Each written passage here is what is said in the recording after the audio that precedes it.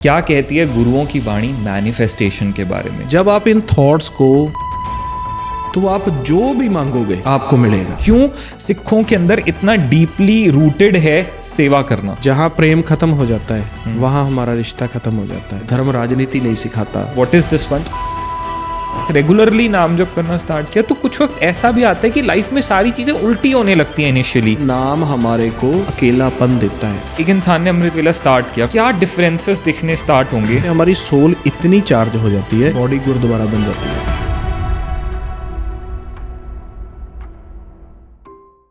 Hello everyone, कैसे हो सारे? Welcome back to another amazing podcast. This is Namit Chawla. तो गाइज, आज का पॉडकास्ट ना बहुत ही ज़्यादा अमेजिंग, इंफॉर्मेशनल एंड हेल्पफुल होने वाला है, क्योंकि आज के पॉडकास्ट के अंदर हम कुछ बहुत इंपॉर्टेंट टॉपिक्स कवर करेंगे। सिखिज़म, सिक्खी के अराउंड। सिखिज़म एक ऐसा रिलीजन है जो हर भेदभाव से ऊपर है। उनका पहला धर्म है सेवा। कभी भी कहीं पे भी कभी कोई प्रॉब्लम आती है, कोई कलामिटी आती है, कुछ भी होता है हमारी सोसाइटी में, तो सबसे पहले सबसे आगे जिन्हें आप देखोगे सेवा करते हुए वो हमारे सिख ब्रदर्स होते हैं। आज के पॉडकास्ट के अंदर हम बात करेंगे गुरुओं की वाणी के बारे में। क्या कुछ लिखा है गुरुओं की वाणी के बारे में, हम बात करेंगे सिक्खी के बारे में, और एक बहुत इंपॉर्टेंट चीज़, मैनिफेस्टेशन। क्या कहती है गुरुओं की वाणी मैनिफेस्टेशन के बारे में? आजकल हम इतना सुन रहे हैं अमृत वेले के बारे में, अमृत वेले के पाठ के बारे में, नाम जाप के बारे में, उसके बारे में बात करेंगे। कैसे हम अपनी लाइफ की विशेस को फुलफिल कर सकते हैं, कैसे हम अपनी प्रॉब्लम से बाहर आ सकते हैं गुरुओं की वाणी को फॉलो करके, अमृत वेले के थ्रू। और मैनिफेस्टेशन क्या है सिक्खी के अकॉर्डिंग, सिख धर्म में मैनिफेस्टेशन की सही तरीके, सही टेक्निक्स। तो इसके इन सब चीज़ों के बारे में बहुत ही अमेजिंग डिस्कशन होने वाला है आज। और इस सारे डिस्कशन के लिए आज हमारे साथ हैं सिमरनजीत सिंह टोहाना, जो कि हैं एक सिख स्पिरिचुअल स्पीकर, जिनको आपने कई बार सुना होगा स्पिरिचुअलिटी के बारे में बात करते हुए, सिक्खी के बारे में बात करते हुए। तो आज उन्हीं से जानेंगे इन सारी चीज़ों के बारे में। सत श्री अकाल जी। सत श्री अकाल जी। Welcome to the Namit show. Thank you so much Simranjeet Singh ji, सबसे पहले अपना इतना इंपॉर्टेंट टाइम निकालने के लिए, हमारे शो पे आने के लिए। जी जी, थैंक यू। तो आज सिमरनजीत जी बात हम करेंगे बहुत सारी चीज़ों के बारे में, लेकिन सबसे पहले अगर मैं आज के इस पॉडकास्ट को बिगिन करूं तो पहली चीज़ तो ये है कि जब भी हम सिख धर्म की बात करते हैं, हम सिक्खी की बात करते हैं ना, तो सबसे पहला वर्ड किसी के भी दिमाग में, नॉट जस्ट जो लोग खुद सिख हैं, बल्कि किसी भी रिलीजन, किसी भी सोसाइटी के लोगों के बारे में जो सबसे पहला वर्ड आता है ना मन में, वो होता है सेवा। जी, सिक्खी को हमेशा जोड़ा गया है सेवा से। सिख धर्म के लोग हमेशा आपको सबसे आगे दिखेंगे सेवा करते हुए, सबकी मदद करते हुए। हरमंदिर साहिब, गोल्डन टेम्पल अमृतसर में जो है, वहाँ पे वर्ल्ड का सबसे बड़ा कम्युनिटी किचन है। जी। गोल्डन टेम्पल का जो लंगर हॉल है, वो कहा जाता है कि वर्ल्ड का सबसे बड़ा कम्युनिटी किचन है। वहाँ हर रोज लाखों लोग खाना खाते हैं, लंगर करते हैं। हर रोज लाखों लोग लंगर करते हैं, कंप्लीटली फ्री ऑफ कॉस्ट। और ये आज से नहीं, सालों से चलता आ रहा है। तो ये सेवा, ये लंगर, ये कॉन्सेप्ट सिक्खी में स्टार्ट कैसे हुआ? क्यों सिखों के अंदर इतना डीपली रूटेड है सेवा करना? जी, देखिए, जो सिक्खी की शुरुआत है, जो सिक्खी एक सोच है जी, सिक्खी एक पंथ है, एक धर्म को समझने का एक फलसफा है, ज्ञान है जी। सिक्खी में सभी पिलर्स हैं। ठीक है। चाहे वो ज्ञान का हो, चाहे वो कीर्तन का हो, चाहे वो शस्त्र कला का हो जी, चाहे वो राजनीति का हो, डिफेंस का हो, सिक्खी में सब आ जाता है जी। लेकिन अब जैसे हम अपनी कोई बात संसार में रखना चाहते हैं जी, जब गुरु नानक देव जी ने इस मैसेज को शुरू किया, जी, अब वो ये बता रहे हैं कि हम निरंकार से ये मैसेज लेके आए हैं, या जो भी उन्होंने धर्म का फलसफा उनके पास था, अब हमने दूसरों को जोड़ना है। जी। तो आज दूसरों को जोड़ने के लिए बहुत सारे हम देखते हैं, मार्केट में भी देखते हैं, आप पॉलिटिकली भी देखते हैं कि दूसरे को जोड़ा कैसे जाए। तो उसके लिए अलग अलग, जैसे किसी ने मार्केटिंग करनी है तो उसकी एड्स की जाती है, ध्यान खींचा जाता है। पॉलिटिकल लोग जो हैं वो किसी को जोड़ने के लिए वायदे करते हैं, चाहे वो झूठे हैं या सच्चे हैं, ठीक है जी, नहीं, मन को लुभावना। तो सिक्खी में जो सबसे पहले किसी को जोड़ने की जो बात आई है कि अगर आपने किसी को जोड़ना है तो वो सबसे सिंपल लॉ है कि प्यार, प्रेम। जब आप किसी को अपना प्यार दोगे, प्रेम दोगे, तो वो नेचुरली कि आपकी तरफ अट्रैक्ट होगा। जी, ठीक है जी। और कुदरती तौर पर हमारा यही है कि हम अपनी माता पिता से प्रेम के रास्ते जुड़े हुए हैं जी। हम अपने बच्चों के लिए भी प्रेम के रास्ते जुड़े हैं जी। जहाँ प्रेम खत्म हो जाता है वहाँ हमारा रिश्ता खत्म हो जाता है जी। तो अब गुरु नानक देव जी जो अपना मैसेज, नाम का मैसेज है, निरंकार का मैसेज है, जीवन को जीने की जांच जब दे रहे हैं तो वो बात प्रेम से शुरू करते हैं जी। कि जितना आप प्रेम दोगे, क्योंकि हर इंसान जो है उसमें कहीं ना कहीं प्रेम की भूख होती है। जी। प्रेम चाहता है वो, पीस चाहता है वो, और वो चाहता है कि मैं शांति मिले मेरे को। तो वो जब गुरु नानक देव जी प्रेम से बात शुरू करते हैं, और जब प्रेम की बात आती है तो सेवा सबसे पहले जी। कि जब मैं आपको सिर झुका के आपका, जब आप जैसे मेरे घर भी आए हो तो मैं आकर आपको पहले कहीं पे बिठाता हूँ, फिर मैं आपको चाय पानी पूछता हूँ, फिर मैं आपको कहता कि आप दूर से आए हो, कोई स्नान कर लो, बैठो। तो सेवा यहीं से शुरू हो जाती है जी। तो सिक्खी की नींव जो है सबसे पहले प्रेम, फिर सेवा। जी। और सेवा गुरु नानक देव जी ने कहीं ना कहीं सेवा जो शुरू की है वो दूसरों का ध्यान खींचने के लिए, कि जो धर्म है उसका जो दूसरा अपोजिट वर्ड है वो है प्रेम और सेवा। धर्म कट्टरता नहीं सिखाता जी। धर्म के अंदर मार काट पीट ये सब नहीं होता। धर्म राजनीति नहीं सिखाता। तो इसी करके उन्होंने जो मेन सिंबल बनाया है, जो मेन उसकी रूट्स बनाई हैं, तो वो सेवा से शुरू की है। ठीक है। अब वो सेवा की जैसे शुरुआत हुई है गुरु नानक देव से, तो वो हम अब आप जैसे देखते ही हैं कि जैसे उन्होंने लंगर की सेवा शुरू की, दूसरों के उन्होंने गुरु नानक देव जी ने कहा नीचा अंदर नीच जात, नीची हूँ अत नीच, के सब मेरे से बहुत ऊंचे हैं, मैं बहुत नीचा हूँ। तो इसी करके जो सेवा और प्यार ये सिमरन के साथ जोड़ने के लिए गुरु नानक देव जी ने शुरू किया है। तो अब सेवा में अगर हम बात करते हैं तो सबसे ज़्यादा प्रोमिनेंट देखी गई है लंगर सेवा जी। लंगर सेवा सबसे ज़्यादा प्रोमिनेंट है सिक्खी धर्म के अंदर जी। और लंगर की भी ना एक मर्यादा है, एक परंपरा है कि सब नीचे बैठ के लंगर करेंगे और उनको प्रॉपरली लंगर सर्व किया जाएगा, सेवा के थ्रू सबको लंगर दिया जाएगा और सब एक साथ नीचे बैठ के, हर बड़े से बड़े हर गुरुद्वारे के अंदर यही एक फॉर्म देखा गया है लंगर का। तो ये लंगर की ये वाली परंपरा कैसे स्टार्ट हुई बेसिकली, कि सब एक साथ ऐसे नीचे बैठ कर ही खाएंगे और यही मर्यादा और परंपरा है लंगर की। जी। जैसे देखिए कि अब जो जैसे हम जो महान पुरुष आते हैं उनको सतगुरु कह देते हैं, अवतार कह देते हैं, गुरु कह देते हैं, कि वो सुपर ह्यूमंस भी कह सकते हैं हम आज की भाषा के मुताबिक। तो उनके पास एक दिव्य दृष्टि होती है कि वो काफ़ी आगे का सोचकर वो अपनी बात रखते हैं कि जो हम बात रख रहे हैं इससे संसार में एक लॉयल्टी पैदा होगी, इससे संसार में एकता पैदा होगी। तो इसी वजह से पहला कारण तो था जब गुरु नानक देव जी पूरे वर्ल्ड में ही अपनी उदासियाँ मीन्स वो भ्रमण कर रहे हैं, प्रचार कर रहे हैं। उदासी का मीनिंग है कि माया से उदास होकर भगवान की बात कर रहे हैं। तो वो देखते हैं कि संसार में कहीं ना कहीं कलयुग इतना बढ़ चुका है कि माता पिता के और बच्चों के रिश्ते खराब हो रहे हैं, गरीबी ज़्यादा बढ़ रही है, अमीर जो है वो पैसा इकट्ठा करके खुद को देख रहे हैं, कुछ दूसरों को देख नहीं रहे। तो कहीं ना कहीं उनका ये भी था कि जैसे जैसे कलयुग बढ़ेगा और जो हमारी बेसिक नीड है, रोटी कपड़ा और मकान, ये बेसिक नीड है, तो भोजन कहीं ना कहीं बढ़ते हुए कलयुग में एक बड़ा जो है इशू बन सकता है जी, कि लोगों के पास खाना भी नहीं होगा जैसे जैसे कि महंगाई बढ़ रही है। जब उन्होंने सिस्टम देखा ना, क्योंकि गुरबानी 4 युगों की बात करती है जी। तो हमारे मुंह में से भी कई बार निकल जाता है यार ये तो सतयुगी बंदा है, सतयुगी राजा है। सतयुग जिसमें चारों पैर धर्म के थे, न्याय होता था, कभी किसी के साथ कुछ गलत नहीं होता था। त्रेता में एक पैर धर्म का टूटा, हमने देखा राम जी के जीवन में कितनी बाधाएं आई, दुविधा आ गई। द्वापर में 2 पैर धर्म के टूटे और कलयुग में आके 3 पैर धर्म के टूट गए, एक रह गया। तो उन्होंने ये शुरू किया और जहाँ से ये लंगर की मर्यादा शुरू होती है, गुरु नानक देव जी को उनके पिताजी मेहता कालू जी वो उनको जैसे उस वक्त तो जो पैसा चलता था वो रुपए में नहीं था जी। तो लेकिन आज के हिसाब से बताते हैं कि जैसे कि 20 रुपए उनको देते हैं, ठीक है। तो वो कहते हैं कि आप जाके बाजार में से ये सामान ले आओ और आप जाओ। तो गुरु नानक देव जी की शुरू से वृत्ति तो थी, जो वो संत थे, साधु तरह के स्वभाव था उनका। तो वो जाते हैं, तो जब जा रहे हैं तो जैसे पुराने समय में ना संत मंडलियां इकट्ठे होके 15, 20, 50 साधु जैसे इकट्ठे होके तो गांव-गांव नगर-नगर जाके प्रचार करते थे जी।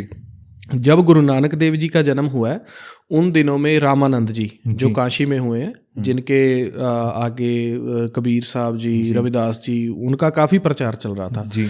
तो संत मंडलियाँ चल रही थी, तो वो संत मंडली को देखते हैं कि भजन कीर्तन चल रहा है, वहाँ पे विचार चल रही है, तो उनके अंदर पहले ही संत स्वभाव था।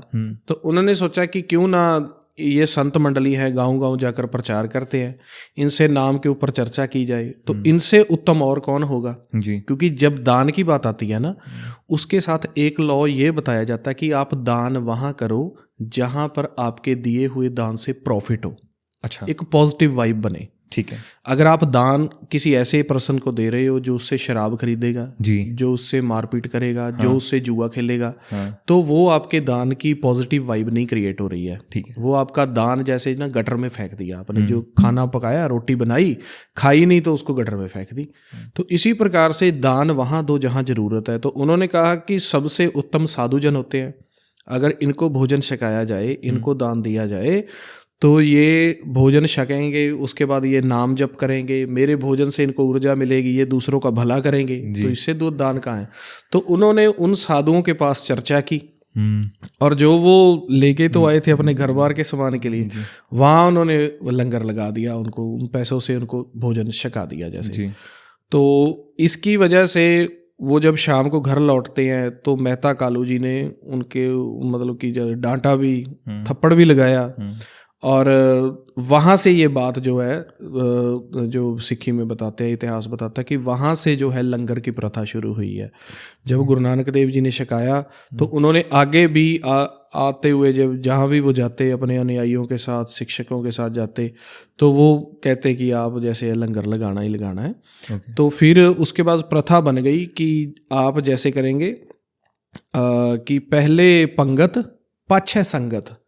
जो पंगत बोलते हैं, जो लंगर छक रही है उसको पंगत बोलते हैं, और जो जब नाम सिमरन जप हो रहा है उसको संगत बोलते हैं। ठीक है जी। तो उन्होंने जब प्रचार करके संगत जुड़ी, करतारपुर साहिब जो अब की पाकिस्तान में है, वहाँ पे जो हेड बनाया उन्होंने, तो वहाँ उन्होंने यही शुरू किया कि जैसे आज तो हमारे पास पानी का और सारा प्रबंध है, टेक्निकल युग आ गया है, तो तब नहीं था। उन्होंने लंगर ही नहीं, जैसे सरोवर की खुदाई करवा के कि संगत जैसे दूर दूर से चल के आती है, तो सबसे पहले आके स्नान करो, स्नान करने के बाद पंगत में बैठो, वहाँ भोजन छको, फिर जब आपका तन मन पूरा बिल्कुल संतुष्ट हो जाएगा, फिर संगत में आके नाम ज्ञान की विचार चर्चा आप करो। ठीक है जी। अब वो जब संगत करते हैं तो सिक्खी का मैसेज है, एक पिता एकस के हम बारक, तू मेरा गुरहाई। सिक्खी कहती है कि निरंकार की हम सब अंश हैं, और निरंकार ने केवल कर्मों की भिन्नता के मुताबिक सृष्टि को प्रकट किया हुआ है। किसी सोल को ऐसे कर्म किए हैं, वो लीड कर रहा है, उसको राजा बनाया। किसी को ऐसे दिए हैं कि उसके कर्म नहीं थे अच्छे, तो वो एक गरीबी का या रोज का हैंड टू माउथ का जो इतना कमा रहा है।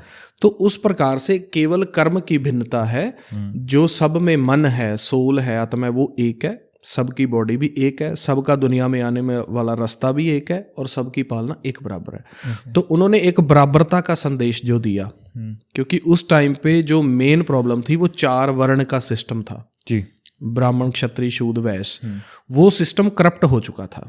लोग अपने निजता के हिसाब से उस सिस्टम को यूज करने लग गए थे, क्योंकि गरीबों को उनको जैसे वेद शास्त्रों का ज्ञान ना देना, पास भी मत आने देना, जैसे उनके घर वगैरह भी गांव के या नगर के उस साइड बनाते जहां पर हवा ना उस साइड से आई।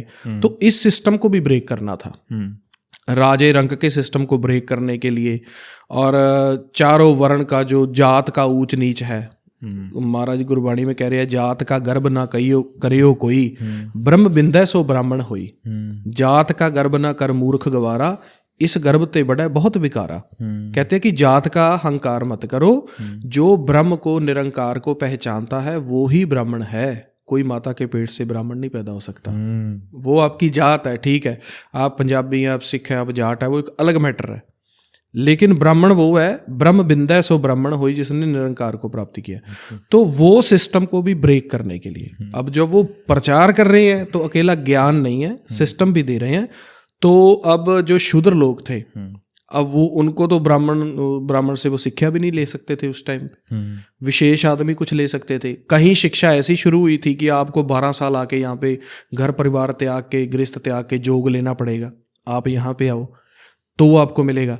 तो जब सिक्खी का प्रचार प्रसार रूट्स लग रही हैं तो वहाँ पे प्यार है, सेवा है, भावना है, और कोई भी आता है उसको बड़े प्यार सत्कार से, ये नहीं देखा जाता कि ये छूत है अछूत है, कौन है कौन नहीं है, सबको कह रहे हैं, चरण परस रहे हैं सबके, आप एक ही सरोवर में सभी स्नान करो, आप पंगत में नीचे बैठो, ये नहीं आप राजे हो आप ऊपर बैठोगे। और आप शायद पढ़ाओ, जब अकबर आया उन दिनों में गुरु नानक देव के प्रचार के बाद, जब गुरु अमरदास जी तीसरे पातशाह थे, प्रचार कर रहे थे, तो अकबर तक के राजे ने इतिहास गवाया, उसने भी पंगत में बैठ के लंगर छका था।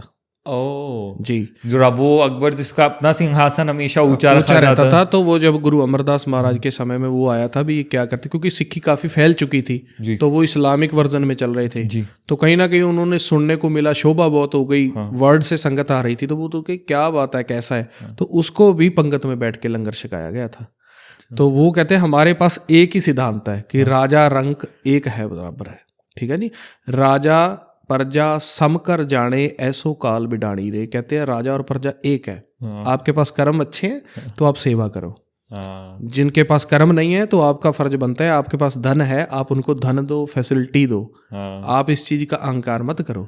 तो वो सिक्खी एक प्रिंसिपल दे रही है समाज को, गुरमत जीवन जांच, कि क्योंकि सबको जोड़ना था ना अपने साथ, तो अब लोग आकर्षित हो रहे हैं, लोग इधर इस साइड खींच रहे हैं, यार यहाँ पे तो कोई जात सिस्टम नहीं है, कोई ऊंच नीच नहीं है, कोई भेदभाव नहीं है, फिर सेवा भावना बढ़ी है, अच्छा फ्री में ये लंगर छकाते हैं और सब कुछ ये करते हैं। तो वो ज्ञान के साथ साथ ये प्रिंसिपल सेटअप किया गया।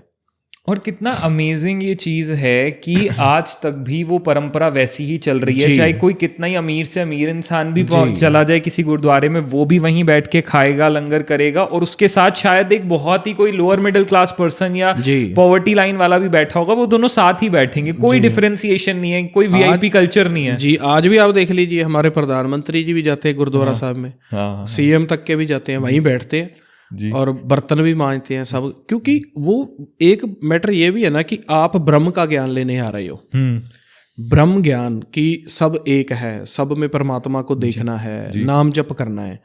तो धर्म ये कहता है कि अगर आप में अहंकार और हौमय है, निजता है, अहंकार है, तो आप ब्रह्म ज्ञान नहीं प्राप्त कर सकते।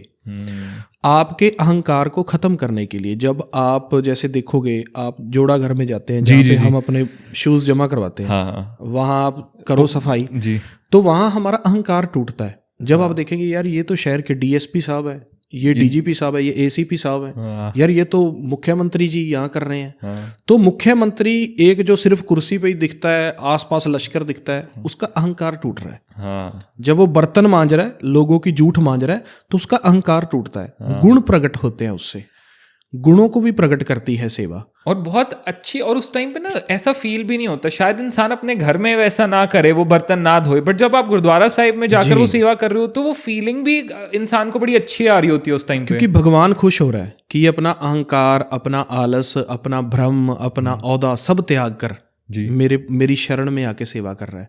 और यही भगवान कहता है, जब ये चीज हो जाती है तो भेदभाव खत्म हो जाता है। तो वो सेवा का और जो दान पुण्य का या जो लंगर का सिस्टम है ना, वो एक सोसाइटी में एक बहुत अच्छा कल्चर क्रिएट करता है कि अगर धर्म होता है तो वो कैसा होता है, तो ये होता है। आज तो धर्म के नाम पर ही दंगे फसाद हो रहे हैं जी। लेकिन जब आप गुरबाणी गुरु पढ़ते हो तो वो कहते ए भूपत सब दिवस चार के झूठे करत दिवाजा, कोऊ हर समान नहीं राजा, निरंकार से बड़ा कोई राजा नहीं है।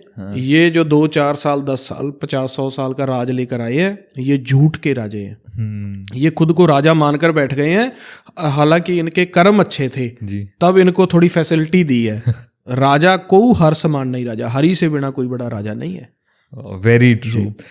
तो सिमरन जी जैसे हम बात कर रहे हैं सेवा की प्रिंसिपल्स की सिक्खी की, तो एक और सेवा के अंदर ही एक और प्रिंसिपल कह लीजिए या एक ट्रेडिशन कह लीजिए बहुत बड़ा है, दसवंत का, कि दसवंत भी एक प्रथा है पंजाब में आज भी, बहुत फैमिलीज और उसके बाहर भी अपने हर महीने एक दसवंत निकालते हैं। तो दसवंत क्या है जो लोग नहीं जानते, व्हाट इज दसवंत, कहाँ से इसकी शुरुआत हुई एंड इसका क्या पर्पस है, क्या बेनिफिट्स हैं दसवंत के? दसवंत जो है इक्वेलिटी के लिए, ठीक है। दसवंत का मीनिंग तो है जो आप कमाते हो, ठीक है, उसमें जो आपकी सेविंग है उसका 10%। अच्छा, आप मान लीजिए आप 10 लाख महीने का कमा रहे हो, ठीक है, 4 लाख आपका खर्चा है जी, आप अपनी किस्त दे रहे हो, आप हेल्थ पे कर रहे हो, फीस दे रहे हो, गाड़ी का लोन है, ये है वो है, 4 लाख आपका वहां जा रहा है, अब 6 बच रहा है, तो 6 लाख का 60,000 रुपए आप दसवंत दे सकते हो। और ये दसवंत कहाँ दिया जाता है? ये इक्वेलिटी, समाज में बराबरता लाने के लिए दसवंत आपने निकालना है। आपको यही नहीं भी आप जाओ गुरुद्वारा की गोलक में डालो, आप जाके कहीं भी डालो, नहीं, अगर आप दसवंत निकालना चाहते हो तो फिर वो बोलते हैं कि जैसे आम सिद्धांत आ जाता है ना कि गऊ गरीब की रक्षा के लिए जी, संतों के लिए, कि आप जहाँ देखो कि जहाँ ज़रूरत है, जहाँ बच्चों के एजुकेशन की ज़रूरत है, कोई ऐसे परिवार भी हैं हमारे गांव में, जब देखते हैं ना, गांव का कल्चर है कि जिनके पास संस्कार करने के लिए लकड़ी के पैसे भी नहीं होते, मैंने खुद देखा है, ठीक है। और एक था हमारे गांव में ही था कि वो ना जैसे ये रेडी चलाते हैं ना, खच्चर रेडी चलाते हैं, तो उसने शुरू से ही, बचपन से ही, मतलब वो खच्चर रेडी चलाने का काम किया, और आखिर में आके उसके बेटे थे, वो बेटे दिहाड़ी करने लग गए, फिर बाहर सेटअप हो गए, वो अकेला रह गया। लेकिन 60 के बाद जाके उसको अधरंग का अटैक आ गया और उसका मतलब कि आधा शरीर रुक गया, पैरालिसिस, बिल्कुल पैरालिसिस हो गया उसको। तो वो उसके बाद किसी काम करने के लिए एबल नहीं रहा, और उसने सारी उम्र मेहनत की थी। तो मेरा फर्ज बनता है कि मेरे गांव में अगर वो मेहनती आदमी है तो मैं उसको दाल पानी का खर्चा जहाँ भी है वो मैं उसको दूं। तो दसवंत है नीडीज के लिए। और सिक्खी का सिद्धांत है गरीब दा मुंह गुरु दी गोलक। अच्छा वो बोलते हैं जो गरीब का मुख है, गरीब का जीवन है, नीडीज का जीवन है, वही गुरु की गोलक है। आपको गुरु को मैंने देना है, तो वो कहते गरीब के मुंह में डाल दे, वही गुरु की गोलक है। जहां जरूरत हो वहां आपने पहचान करके 10 लाख में से 60,000 रुपये आप दे रहे हो, उसको बोला गया। अब हम आज के समाज में अगर हम देखते हैं जी, तो एक इशू ये भी आता है कि अमीर और अमीर होता जा रहा है, गरीब और गरीब होता जा रहा है जी, ठीक है जी। तो जो दसवंत है वो कई बार सोसाइटी में अगर आपको कहीं पे भी जरूरत है, अब सोसाइटी कोई प्रोटेस्ट कर रही है, अब पीछे से किसान आंदोलन हुआ था जी, तो ये बात भी बड़ी चली थी भी इनके गुरुद्वारे आ गए हैं, ये फलाने हैं, ये वो है। अब आप पता ही है कैसे कैसे वर्ड यूज किए थे, लेकिन वो सोसाइटी का प्रोटेस्ट है। सोसाइटी कह रही है कि हमें गवर्नमेंट की ये वाली चीज अच्छी नहीं लगी। अब गवर्नमेंट मान नहीं रही है, तो आपने देखा कि 1.5 साल दिल्ली में चला जी, वहां दसवंत की पावर ने काम किया। अच्छा, ठीक है जी। तो देश विदेश से भी अब जो सिक्खी में दिल इतना है, आप जाओगे, अभी पीछे से ही मेरा 6 तारीख को ही मैं वापस आया हूँ, इंग्लैंड में था मेरा 10-15 दिन का प्रोग्राम था वहाँ पे। कनाडा भी मैं गया हूँ, ऑल ओवर मैं मिडल ईस्ट में भी जाके आया हूँ। वहाँ भी जो गुरुद्वारा साहिब है, वहाँ भी दिन रात फ्री लंगर चल रहा है। बहुत सारे स्टूडेंट वीज़े पे जो वहाँ पे जाते हैं, तो आप सुबह सुबह देखोगे 6-6:30 बजे लाइन लगी होती है, करीबन 150-200 बच्चा जिनको अभी काम नहीं अच्छे तरीके से मिला, वो टिफिन में परोंठे पैक करवा के, वहाँ ये नहीं देखा जाता ये हरियाणा से आया या यूपी से आया, कोई भी है, बच्चे हैं, स्टूडेंट हैं, वहाँ गुरुद्वारा साहिब में से अपना सुबह का लंगर पैक करवा के फिर शाम को आके भी वहीं सकते हैं। गुरुद्वारा जहाँ भी होगा, चाहे उस गुरुद्वारे के पास गोलक है, जमीन नहीं है, ग्रंथी सिंह जो हम रखते हैं, जो गुरुद्वारा की सेवा करता है, उसको हुक्म होता है आप किसी गांव में, किसी नगर में, छोटे से छोटे गुरुद्वारे में भी, जहां भी बिल्डिंग भी ना अच्छी बनी हो भी, अगर कोई भी रात को आ जाता है तो आपने उसको खाना बना के तैयार करके खिलाना है। जो खर्चा आएगा वो हमसे ले लेना है, कमेटियों का ये निर्देश है। तो ये इक्वेलिटी वो दसवंत से होता है। जितने गुरुद्वारे होते हैं, वैसे तो जब गुरुद्वारा साहिब बनाए, वो इस करके बनाए थे कि यहाँ पे गुरबाणी का उपदेश हो, ब्रह्म एक है, नाम सिमरन, जो हमारे बॉडी के अंदर अनहद बाणी चल रही है, आत्मिक प्रकाश चल रहा है, उस चीज को प्रैक्टिकल करवा के संगत को अंदर ज्योत से जोड़ना। नाद चल रहा है हमारे अंदर, सबके अंदर अमृत रस चल रहा है। 10वां द्वार क्या है? ब्रह्म एजुकेशन दो इनको, उसके लिए हमारे को फैसिलिटी चाहिए, स्कूल है। गुरुद्वारा एक ब्रह्म विद्या का स्कूल है। वहाँ ये नहीं है कि यहाँ पे माथा टेको, ये पूरा होगा, वो होगा। तो उस सिस्टम को चलाने के लिए गुरु साहिब के टाइम से लेकर जहाँ संगत ज़्यादा थी तो गुरुद्वारा साहब के नाम ज़मीनें करवाई गई जी। फिर महाराजा रणजीत सिंह जी का राज आ गया, उन्होंने काफ़ी गुरुद्वारे जहाँ पे जितनी संगत थी उतने एकड़ वहाँ पे बढ़िया ज़मीन दे दी कि इससे खर्चा चल जाएगा। वो राजों ने भी अपने उसमें से दसवंध निकाला है। हाँ। ठीक है जी, राजों ने उन्होंने कहा कि हमारे राज में इतनी सेविंग है तो इतना इतना, जैसे आप देखोगे कि दरबार साहब के ऊपर महाराजा रणजीत सिंह जी ने सोना लगवाया, वहां तो लगवाया, सोमनाथ के मंदिर में भी जाके वहां पे सोना दान किया। तो वो मतलब इक्वालिटी आती है। अब जहां गुरुद्वारा साहिब, अब गांव में गुरुद्वारे हैं, वहां उनकी जमीन नहीं है, तो हमारे ऑल ओवर पंजाब और हरियाणा जहां भी गुरुद्वारे हैं वहां प्रथा है कि जिसकी जितनी जमीन है गांव में, हर एक एकड़ के प्रति वहां पर 500, 700 या 1000 रुपया लगाया जाता है, हम सब देते हैं। अच्छा जी। जैसे अब 6 महीने के बाद फसल आई तो गांव में जो वैसे तो सबको बोला जाता है जो गुरुद्वारे आते हैं, मेन सिख कम्युनिटी, अब सिख कम्युनिटी के पास गांव में 500 एकड़ जमीन है, 5, 7, 10 परिवार है, 500 नहीं तो 600 एकड़ है, तो 500 किला है तो एक किले का भाई आपको 500 रुपया है। अगर आपके पास 10 किले हैं तो आपने 5000 देना 6 महीने के बाद। अगर आपके पास गुरुद्वारा साहिब के लिए वो लगा होता है, गांव में जो गुरुद्वारा है उसको रंग भी करवाना है, उसकी वहाँ पे फंडिंग भी चलती है, उसके कभी कोई रुमाला साहब लाने हैं, कोई गद्दे लाने हैं, कोई वाटर कूलर लगवाना है, जनरेटर लाना है, प्रोग्राम होते हैं जैसे संक्रांत का प्रोग्राम, तो वो सब है। तो ये इक्वालिटी के लिए या जिसको ज़रूरत है उस तक पहुंचाया जाए, और जहाँ पे आपको लग रहा है कि किताबों की ज़रूरत है किताबें दो, जहाँ पर किसी के इलाज की ज़रूरत है इलाज को दो। कहीं ऐसा भी होता है कि गरीबी है, बच्चियों की शादी नहीं हो रही तो वहाँ पे दो। तो ये सामाजिक इक्वालिटी के लिए। और दसवंध देते आपने ये नहीं देखना कि ये सिख है या हिंदू है, जहाँ जरूरत है। मैंने वो बोला कि गरीब का कोई पार्शियलिटी नहीं है इसमें कि नहीं सिख है तो सिर्फ सिखों को ही देना है, जो जिसको भी जरूरत हो आप दो उसको।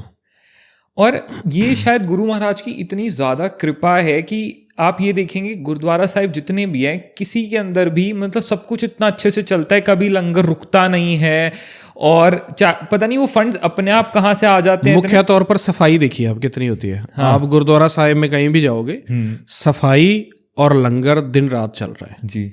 और आप देखोगे कि थोड़ा गवर्नमेंट भी उस चीज़ से परेशान हुई थी भी, उधर से तो तुम MSP मांग रहे हो, यहाँ पे तुमने पीजों का बादामों का लंगर लगा दिया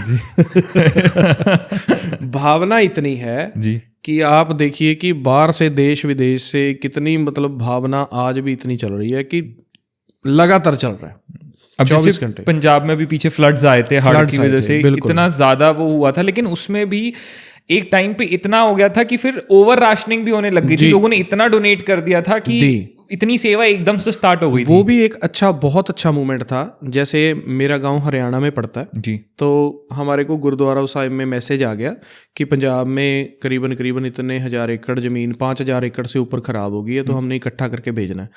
तो हमने अपने गाँव में जैसे मुनादी करवाई, थोड़ा गए, तो हरियाणा में जहाँ पे सिख बिरादरी थी उन्होंने तो किया, लेकिन जाट बिरादरी, हिंदू बिरादरी जो भी बैठे थे हमारे गांव से, मेरा गांव जो है 2500 वोट है वहाँ की, 3000 की आबादी है, और 3000 में से 450-500 सरदार बिरादरी बैठी है, बाकी हिंदू या मुसलमानों के घर भी हैं। मेरे गांव से 5 लाख रुपया इकट्ठा हुआ था 3 दिन में। 5 लाख रुपया मेरे गांव से इकट्ठा हुआ था, हमारी ट्रस्ट की तरफ से अलग था। इतनी भावना है सरदारों में, सिख कम्युनिटी में तो भावना है, लेकिन जैसे मैं अब जाट कम्युनिटी में रहता हूँ, बिश्नोई कम्युनिटी बैठी है, जाटों का भी दिल इतना बड़ा है कि वो जब इस तरह की बात बन जाती है तो उनको ऐसे ही खुद लगता है भी हमारे घर पे बन गई। तो हरियाणा कम्युनिटी में, हिंदू कम्युनिटी में बहुत ज़्यादा सहारा दिया था। 5 लाख मेरे गांव से था, हम 5 गाँव की, सिर्फ साथ वाले 5 गाँव की हमने इकट्ठा किया था, तो हमारा 22 लाख रुपया बना था। और हम वहाँ पे जाके फिर जैसे पशुओं के लिए चारा ले गए, तूड़ी ले गए, तरपाले ले गए, ऐसा कुछ लेके, कुछ डीजल दे के आए थे कि ज़मीन को समतल करने के लिए, तो इस तरह से किया था। तो बहुत अच्छा सिद्धांत है ये, दसवंध का सिद्धांत है जो। Very amazing. हाँ जी। तो सिमरनजीत जी, अब अगर हम इससे थोड़ा सा आगे बात करें तो एट द एंड ना हर धर्म में बात करी जाती है कि अपने भगवान से कैसे जुड़ा जाए, और अक्सर देखो आफ्टर ऑल हम सब कलयुग में हैं। आजकल लोगों को भगवान की भी तब याद आती है जब उन पे कोई मुसीबत आती है, कोई परेशानी आती है, तब ज्यादा भगवान की याद आती है कि यार अब ये चीज ठीक नहीं चल रही, तो अब मंदिर चले जाएं, अब गुरुद्वारे चले जाएं, अब भगवान का नाम ले लें। तो कहीं ना लोगों को ऐसा होता है कि भगवान को तब भगवान से मांगना बहुत है। तो गुरबानी के अंदर क्या मेंशन्ड है और सिक्खी के अंदर क्या मेंशन्ड है कि अगर कोई इंसान बहुत परेशानी में है, किसी बहुत तकलीफ में है, तो अपने गुरु से कैसे मांगे। हम धीरे धीरे अभी मैनिफेस्टेशन के ऊपर भी मैं आपके साथ आऊंगा, क्योंकि मैनिफेस्टेशन भी डायरेक्टली ये कहते हैं कि अगर मेरी कोई इच्छा है, मैं कुछ चाहता हूँ मेरी लाइफ के अंदर ये हो, या मैं चाहता हूँ आज के 1 साल बाद मेरा काम थोड़ा ऐसा हो जाए, मेरे पास ये चीजें हों, तो कहते हैं मैनिफेस्टेशन करोगे, एक अलग अलग लोग टेक्निक्स देते हैं जिसके थ्रू आपके लाइफ में वो चीजें होने लगेंगी। गुरबानी में नाम जाप पे बहुत फोकस दिया गया है, तो गुरबानी क्या कहती है इस चीज़ों के बारे में? जी, गुरबानी की जब हम डीप में खोज करते हैं ना, नॉलेज देखते हैं, तो गुरबानी गुरु हमारे को बोलते हैं कि हम सबको निरंकार ने राजा बना के भेजा है। अच्छा, सबको। ओके। और जब भी आप सृष्टि में माता के गर्भ से बाहर आते हो, निरंकार को पता है कि ये दुनिया में जा रहा है, दुनिया में आशा, अभिलाषा, तृष्णा, बड़े तरह के अवगुण हैं, वहाँ पे जाकर दिक्कतें आती हैं, तो हम सबको 4 पदार्थ देकर भेजे हैं। ठीक है। जो शास्त्रों में भी आए हैं, गुरबाणी में भी आए हैं। 4 पदार्थ होते हैं, धर्म, अर्थ, काम और मोक्ष। ठीक है। धर्म होता है कि जो आपका ज्ञान है, आपकी शोभा है, आपके पास अच्छे कर्मों करने के लिए जो दिमाग में अच्छे कर्म आते हैं, जति, सती, संयमता, जैसे हम दान पुण्य करते हैं, ये धर्म है। अर्थ होता है जो भी आप परिवार में रहते हो, जिस तरह के लाइफस्टाइल में भी रहते हो, उसमें जितने भी सुख आ जाते हैं, हमारा बिजनेस, हमारी खेती, हमारे बच्चे, हमारी हेल्थ, वो अर्थ हो जाता है। काम होता है हमारे शारीरिक सुख। शारीरिक सुख जैसे हमारा सोना, नहाना, अगर हेल्थीनेस नहीं रहेगी तो हम कर नहीं सकते। और दुनिया में रहते कहीं पे आप माया के विडंबना में ये सब भूल कर 84 लाख योनियों में ना चले जाओ, उसके लिए मोक्ष पदार्थ भी दिया है। नाम को मोक्ष बोला है। ठीक है। अब वो बोलते हैं कि ये 4 पदार्थ आपको तब मिलेंगे जब आप अपनी काया का गणित समझोगे। हमारी काया 10 द्वारों की बनी हुई है। ठीक है। 9 दरवाजे तो ये हैं, 2 आंखें, 2 नाक, मुख है, 2 कान और 2 मलमूत्र इंद्रिय हैं जी। 9 दरवाजे ये हैं। 10वां जो है वो ध्यान रूप में हमारे मस्तिष्क में है। ठीक है। अगर आप संसार में आके भक्ति करके 10वें द्वार से, जहां पर हर वक्त अनहद बाणी नाद की साउंड चल रही है, एंडलेस चल रही है, कभी भी बंद नहीं होती, वहां कनेक्ट हो जाते हो, तो जो भी आपको जरूरत है, पहले तो भक्ति करने से आपके अंदर विवेक आता है। जो अभ्यासी जीव होता है ना, वो भी मांगता है, लेकिन उसके अंदर विवेक होता है। संसारी जीव बिना विवेक के मांगता है, उसको पता नहीं है कि जो मैं चीज मांग रहा हूं इसका रिजल्ट क्या होगा, मेरे लिए जरूरी है भी या नहीं है, या ये मेरे काम को ही बढ़ाएगी या मेरे क्रोध को ही बढ़ाएगी। अब एक जीव मांग रहा है मुझे तो नशा चाहिए, तो आप सियाणे हो, आपको आप समझ सकते हो कि इसके लिए नशा जरूरी है। भगवान नशा नहीं देता जी। अब एक कोई मांग रहा है यार जितनी भी सुंदर स्त्रियां हैं ना, सबसे मेरा रिलेशन हो जाए, तो क्या आप मांगते हो कि इससे समाज में बैलेंस बनेगा? नहीं है।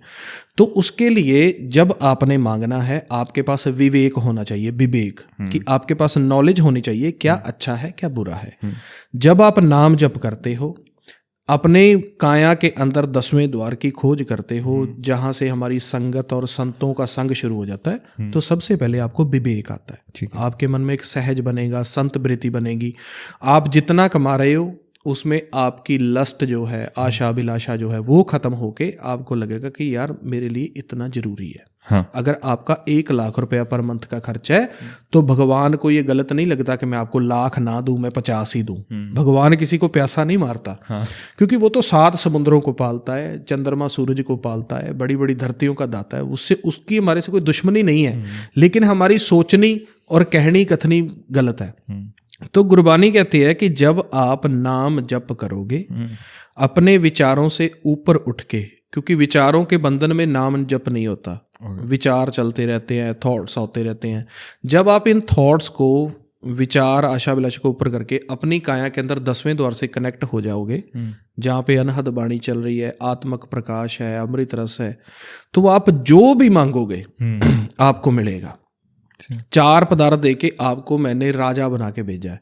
तो एक बड़ा सुंदर शब्द जो हर दिन दरबार साहिब में भी गायन होता है शाम को आरती के बाद, और वैसे मोस्ट ऑफ गुरुद्वारों में, वो कहते हैं थिर कर बैसो हर जन प्यारे सतगुरु तुमरे काजवारे। आप थिर होके, स्टेबल होके घर में बैठो। घर क्या होता है? शून्य है, जहां पे कोई भी विचार नहीं है। आप विचार रहित होकर नाम भक्ति करके स्टेबिलिटी में बैठो, तुम्हारे कारज सतगुरु खुद सवारेंगे। और वो क्या कहते हैं? दुष्ट दूत परमेश्वर मारे। जो 5 दुष्ट हैं, आपको विकार देते हैं, आपको योनियों में लेके जाते हैं, काल आप पर तशद्दुद करता है, इनको सतगुरु सबसे पहले पीछे हटाता है। जन की पैज रखी करता रे, बादशाह शाह सब वस कर दीने। संसार में आपका कोई भी काम नहीं रुकेगा। कहते हैं जा तू मेरे वल है ता क्या मोहछंदा, तुद सब कुछ मैनू सौंपया जा तेरा बंदा। अगर तू ही मेरी साइड हो गया, जो धरतियों का पालक है, खंडों ब्रह्मंडों का पालक, तो फिर मेरे को क्या टेंशन है? तू मेरे को सब कुछ सौंप देता है। फिर बोलते हैं लक्ष्मी तोट ना आवई। लक्ष्मी होती, पैसे की कोई तोट नहीं आती। खाए खर्च रहंदा, खाते रहो, जोड़ते रहो, खर्चते रहो। 184 मेदनी सब सेव करंदा, सारी सृष्टि में तेरी सेवा में लगा दूंगा। पर कब? कहते हैं जिस नाम हृदय सोई वड राजा, जिस नाम हृदय तिस पूर्ण काजा। जिसके हृदय में नाम का वासा है उसके कार्य मैं खुद करता हूं। लेकिन जब हम नाम के बिना मनमुखी जीवन में चलते हैं, भोग विलास के जीवन में चलते हैं, तो फिर हमारी रक्षा भगवान नहीं करता। भगवान संतों का है, गुरुमुखों का है, पाल उनको भी रहा है, लेकिन वो कर्म जाल में फंसे हुए हैं। उनको कर्म का फल मिलता है। वो भगवान से हुक्म से बाहर चलते हैं। सृष्टि सारी उसकी है, माड़े चंगे चोर डाकू संत साधु सब उसके हैं। लेकिन वो बोलता है अगर लेना है तो स्टेबिलिटी में, हुक्म में, नाम में, 10वें घर में बैठो। और 10वें घर में आसन तब लगता है जब हम नाम जपते हैं। और सिक्खी कहती है बारंग बार बार प्रभ जपिए, बार बार नाम शब्द का अभ्यास करो। जैसे अब गुरुद्वारों में तो वाहिगुरु का करवाया जाता है, लेकिन ये नहीं कि आप राम नहीं जप सकते। उन्होंने एक सांस गिरास विधि बताई है। सांस गिरास क्या होता है? जैसे एक श्वास अंदर जा रहा है, बाहर आ रहा है, इसी प्रकार से 2 भागों में रा म बोलते रहो। राम क्या है? जो रमा हुआ है। हरि क्या है? जो हर एक जगह पर है। भगवान क्या है? भूमि गगन वायु अग्नि नीर, जो 5 तत्वों में विलीन है। ठीक है जी। और वाहिगुरु क्या है? कि जो गुरु की उस्तत करने से प्राप्त होता है। पार ब्रह्म क्या है? जो 5 तत्व को ब्रह्म कहते हैं, जो ब्रह्म से पार है। हर एक में कॉन्सेप्ट है। तो उन्होंने जब गुरु साहिब से पूछा कि सबसे उत्तम धर्म कौन सा है, सबसे उत्तम क्रिया कौन सी है, तो बोलते हैं सर्व धर्म में श्रेष्ठ धर्म हर को नाम जप निर्मल कर्म। हरि के नाम का जप, जो ये निर्मल कर्म है, ये सब धर्मों में श्रेष्ठ धर्म है। तो इसी प्रकार से जब मैनिफेस्टेशन भी आपकी तब काम करेगी जब आपकी एनर्जी विचारों से, एक्स्ट्रा जो सोच चलती है उनसे मुक्त होगे। तब आप जो भी भगवान अपने गुरु से मांगोगे वो आपको चीजें होती मिलेंगी। अगर आप जैसे एक छोटी सी बात है, चौक में खड़े हो, आपको भूख लगी है, इस साइड इटालियन रेस्टोरेंट है, इस साइड इंडियन रेस्टोरेंट है, सामने चाइनीज है, बैक में अमेरिकन है। अब आप कह रहे हो यार मैंने पिज़्ज़ा भी खाना है, इटालियन वालों के पास जाके मैंने डोसा भी खाना है, मेरे को दाल कड़ी भी खानी है। लेकिन अब फैसला कर रहे हो, तो अगर आप चारों में ही जाओगे ना, चारों में टेस्ट नहीं आएगा। एक फैसला करना पड़ेगा। अब आप कहो मैं थोड़ी सी दाल कड़ी खा लेता हूँ, थोड़ा सा ये खा लेता हूँ, थोड़ा सा वो, एनर्जी डिवाइड हो गई। एनर्जी जब डिवाइड हो जाती है तब हमारी मैनिफेस्टेशन कमजोर पड़ जाती है। मैनिफेस्टेशन के लिए सबसे पहला रूल है गोल। आपने गोल लेना है, फिर उसको अचीव करना है, और लगातार जब तक वो नहीं मिलता उसी पर ही वर्क करना है, तो मिलेगा आपको। तो वो फोकस्ड रह के अपने कर्म सही रख के भगवान का नाम जप करोगे तो वो चीज़ कहीं ना कहीं आप फिर अचीव कर लोगे। जी। कर्म भी 3 प्रकार के हैं। तमोगुणी कर्म है, रजोगुणी कर्म है, सतोगुणी कर्म है। तमोगुणी जो होती है कि मांस मीट खाना, मारपीट करनी, परत्री परमर्द का संग करना, चोरी डाकू डकैत, किसी में कोई भी बस करते रहो। रजोगुणी कर्म होते हैं जो हम करते हैं, परिवार पालते हैं, जितना हमारे को मिलता है, 10 नौ की किरत कहते हैं ना, कि हाथों से कमाना, मेहनत करना, बच्चों का, समाज का ध्यान रखना। और सतोगुणी कर्म होता है कि केवल भगवान को समर्पित होकर सेवा भावना, नाम सिमरन जो संत जो करते हैं। तो आप जब सबसे उत्तम सतोगुणी कर्म बताया, जब आप संत वृत्ति में चलते हो तो नाम जप करते हो, उससे आपकी जो एनर्जी है, सोल एनर्जी है, वो बूस्ट हो जाती है। अब हम संतों के पास क्यों जाते हैं कि आप हमारी अरदास कर दो, आप हमारे को वचन दे दो, आप हमारे सिर पर हाथ रख दो, क्योंकि हमें पता है कि वो सारा दिन नाम जप, सेवा भावना और सारा दिन भगवान की भक्ति में विलीन रहते हैं। उनकी सोल हाई पावर हो चुकी है। और सोल कब हाई पावर होगी? जब आप धर्म का ज़्यादा से ज़्यादा काम करोगे। तो उनके कहने मात्र से, उनकी दृष्टि मात्र से, उनके आशीर्वाद मात्र से ही हमारा काम हो जाता है। सिमरनजीत जी, जब नाम जप की बात आ रही है तो अब एक ये भी काफ़ी टाइम से हम देख रहे हैं कि अमृत वेला जो है, अब अगर हम हिंदू से देखें तो उसको ब्रह्म मुहूर्त कहते हैं, हिंदुओं में हम ब्रह्म मुहूर्त कहते हैं, सिक्की में हम अमृत वेला कहते हैं।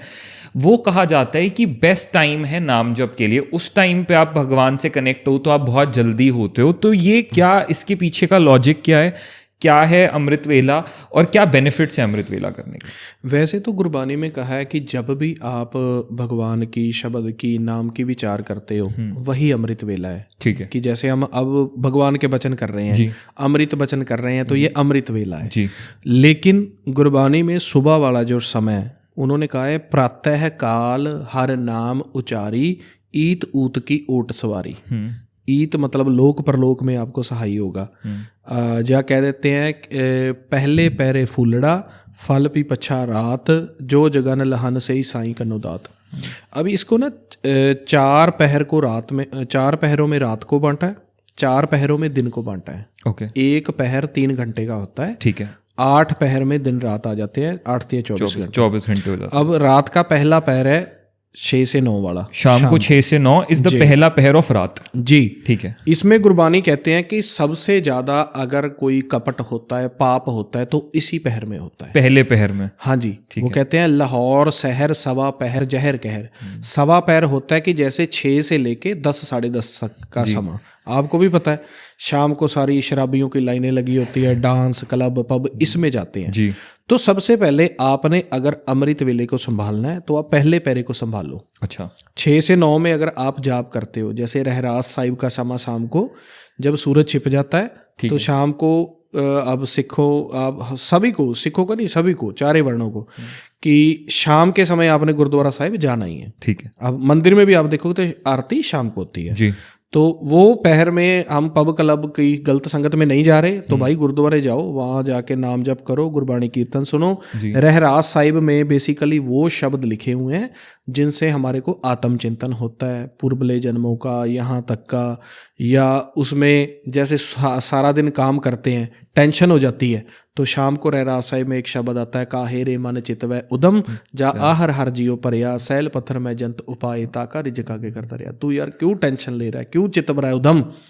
जो सैल, जो पत्थरों में जंत हैं, जो उड़े उड़ आवे से कोसा, जैसे पंछी बड़ी कोस से दूर से उड़ के आते हैं, अपने बच्चों को ध्यान में रखते हैं, उनका रिजक भी तो दे रहा है। शाम को रहरास साहिब में जो शब्द आएंगे ना, तो वो हमारे उदम से, हमारे जन्म मरण से रिलेट, भगवान से मुक्ति कैसे, तो वो शाम को वो करो, नाम सिमरन, स्ट्रेस रिलीज करने के, स्ट्रेस रिलीज हो जाता है उनको सुनने से।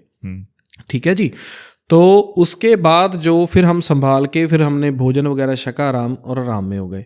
तो जो प्रातः काल हर नाम उचारी, सुबह का जो अमृत वेला है, एक तो उसमें डिस्टरबेंस बिल्कुल जीरो होती है। जैसे आपका दिल्ली शहर है तो यहाँ तो डिस्टरबेंस बड़ी 8-9 बजे तक तो बड़ा, एक तो उसमें डिस्टरबेंस जीरो होती है। एक हमारी बॉडी का अगर हम फिजिकली देखें ना, तो हमारी बॉडी भी टाइम वाइज टाइम इसमें जो है सेल रिलीज होते हैं, इसका इमोशन बदलता है। तो जो सुबह का 3 से 6 का टाइम है ना, साइंटिफिक अगर देखें तो आप उस टाइम में जो भी करते हो वो बहुत जल्दी आपके इमोशंस में रिलीज हो जाता है। ओके। 3 से 6 वाला, ठीक है। उस टाइम पे कोई विचार नहीं होता, उस टाइम पे हम कोई ज़्यादा भोजन भी नहीं खाया होता। तो जो आप उस टाइम पे करोगे वो आपके इमोशंस का, आपके स्वभाव का, आपके बॉडी के अंदर जो सेल्स हैं उनमें बड़ी जल्दी रिलीज हो जाता है। और दूसरी बात है कि सबसे मेन बात तो यही है कि सुबह शोर नहीं होता, और दूसरी बात है कि 3 से 6 वाले टाइम में अगर हमने उठ के नाम जप कर लिया भगवान, उसके बाद हमने दिन की शुरुआत करनी है। तो आपने दिन की शुरुआत करने से पहले ही अपने माइंड को, मन को, बॉडी को रिचार्ज कर लिया नाम जप ध्यान से पूरा, आप पॉजिटिव हो गए। तब आप जा रहे हो, अपने काम पे जा रहे हो, जॉब में जा रहे हो, तो आपको वहाँ नेगेटिव पर्सन मिलते हैं, नेगेटिव, तो आपको वो इफेक्ट नहीं करेगा। एक तरह से जैसे एक तन का भोजन होता है, एक मन का भोजन है। तो सबसे पहले आपने मन का भोजन ले लिया। मन का भोजन नाम है, ब्रह्म ज्ञान है, ध्यान है, साधना है। अंतर्गत जो हमारे अनहद वाणी के बड़ी मधुर मधुर धुन चल रही हैं, उनको सुनना, ध्यान में बैठना, तो आप इतने पॉजिटिव एनर्जी में आ जाते हो। फिर सारा दिन जो भी आप करते हो, तो जो गलत विचार हैं, अवगुण हैं, ऐसे मनमुख जीव, उधर ध्यान ही नहीं जाएगा। तो वो इस करके अमृत वेले की काफ़ी जो महानता है। अब आपने टाइम बताया 3 से 6 बेस्ट टाइम है, होता है वो अमृत वेला वाला। जी। करना क्या चाहिए उस टाइम पे इंसान को? चलो एक इंसान उठ भी गया, 3 बजे वो उठ गया, अब उसको क्या करना चाहिए उस अमृत वेले के टाइम पे? सिर्फ नाम जाप या कुछ और भी? हाँ, देखिए, जैसे अब हम प्रचार हम भी करते हैं कि टोहाना में वहाँ पे गुरुद्वारा साहिब बने हुए हैं, वहाँ पे आकर नाम जप कैसे करना है, ध्यान कैसे करना है, गुरबाणी गुरु में योग क्या क्या बताया, ध्यान को क्या बताया, ये बताते भी और प्रैक्टिकल भी करते हैं जी। तो सबसे पहले जैसे अब वहाँ पे 100-125 गुरुमुख हमारे पक्का रहता ही है। जैसे फॉरेन से भी आ जाते हैं, यहाँ भी आ जाते हैं, गोरे भी आते हैं, लोकल भी आते हैं, ठीक है जी। तो सबसे पहले अगर आपका मन शब्द का अभ्यास करके आपकी सोल रिचार्ज हो चुकी है, 10वें घर में आपका मन जा चुका है, तो सबसे पहले जब आपको पता लगे कि मेरी नींद खुल गई, तो हमारे अंदर अनहद शब्द चलते हैं। अनहद शब्द बोलते हैं, डिफरेंट टाइप्स ऑफ ट्यून्स चलती हैं, जैसे तबला, पियानो, हारमोनियम की आवाज़ है, घुंघरुओं की आवाज़ है, ऐसे हमारे अंदर चलती हैं। तो सबसे पहले जब कोई उठता है तो वो ध्यान में बैठ जाता है उठते ही।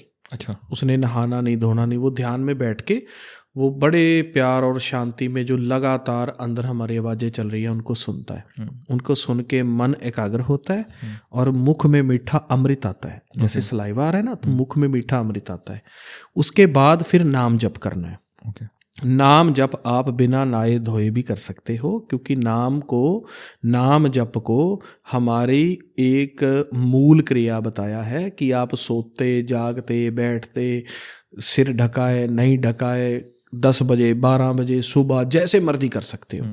उसके बाद नाम जप करके आपने मन को एकाग्र किया, फिर आप शारीरिक क्रिया करके नहा धोकर फिर आपने गुरबाणी गुरु का पाठ करना है। ये सिक्खी बताती है। गुरबाणी में जब हम जपजी साहिब पढ़ेंगे, बोल बोल कर, समझ समझ कर, जाप साहिब है, स्वैये साहिब है, चौपाई साहिब है, तो वहाँ से हमारे को ज्ञान मिल जाता है। कोई ना कोई माइंड उसमें से पंक्ति उठा लेता है, तो वो करना है। पहले ध्यान, फिर सिमरन, फिर गुरबाणी का जाप, फिर आप अपना दिन शुरू कर लो।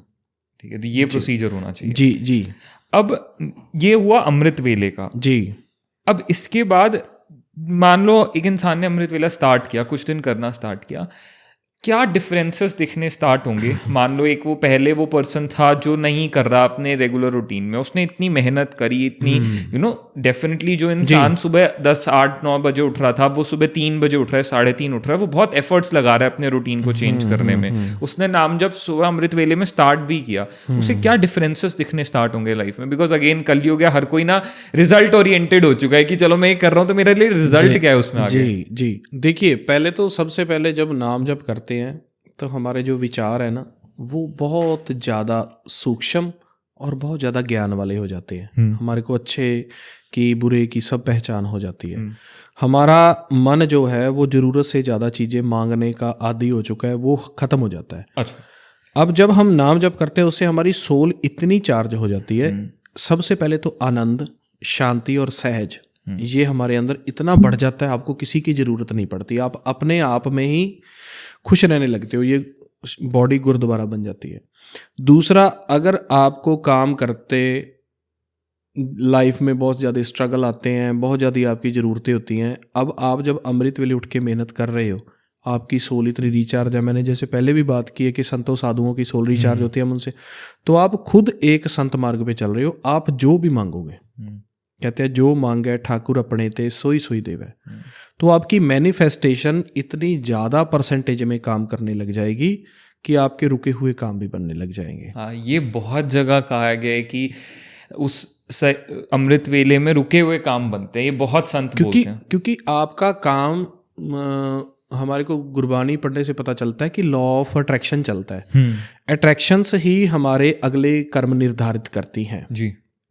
जो आपकी अट्रैक्शन है वो आपको वैसा ही कर्म आपको आगे आने वाले टाइम में मिल जाता है। ठीक है जी।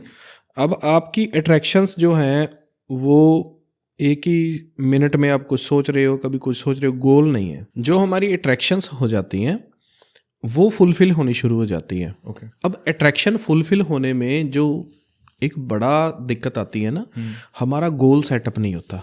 हमारे अंदर तृष्णा काम करती है, लस्ट काम करती है। हम सोचते हैं, पहले हम सोच रहे हैं लाख रुपया मेरे को मिलना चाहिए, फिर हमारा मन नेगेटिव चल यार 50 भी मिल जाए तो कोई बात नहीं, चले यार 25 में भी काम चल जाएगा।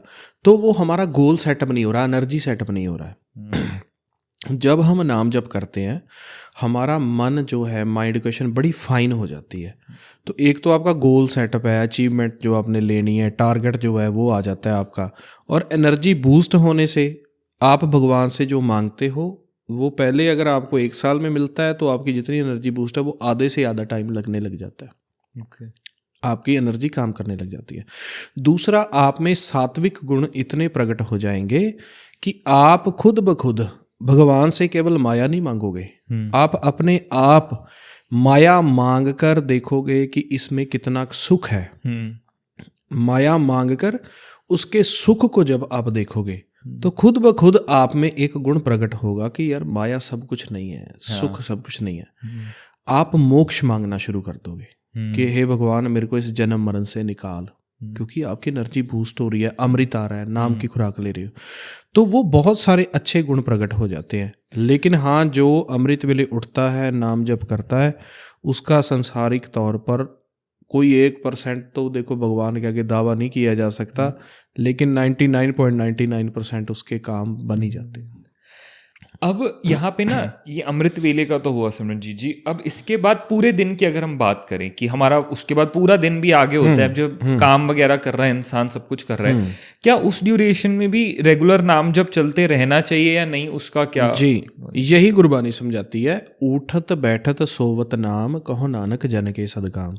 नाम जप को कलयुग में सबसे उत्तम इसीलिए बताया कि सतयुग त्रेता द्वापर में जैसा जीवन था, कलयुग में बिल्कुल ऑपोजिट है। इसमें कला चल रही है, इसीलिए इसको कलयुग कहते हैं। कि जैसे ये फ़ोन आ गए, इंटरनेट आ गया, तो अब बैठ के ना तो यहाँ पे कोई हवन हो सकते हैं, हाँ जी, ना कोई बहुत ज़्यादा साधना हो सकती है, ना कोई ऐसी फैसिलिटी है। तो उन्होंने कहा है कि सिमर सिमर हर कारण करना। आप कर्म करते रहो, साथ में अपना स्मृति में नाम जप कभी बोल के कभी अंतर्गत ये करते रहो। आप अगर नाम जप करते हुए कोई भी कर्म कर रहे हो, वो कर्म आपका प्रवान हो जाता है। अच्छा।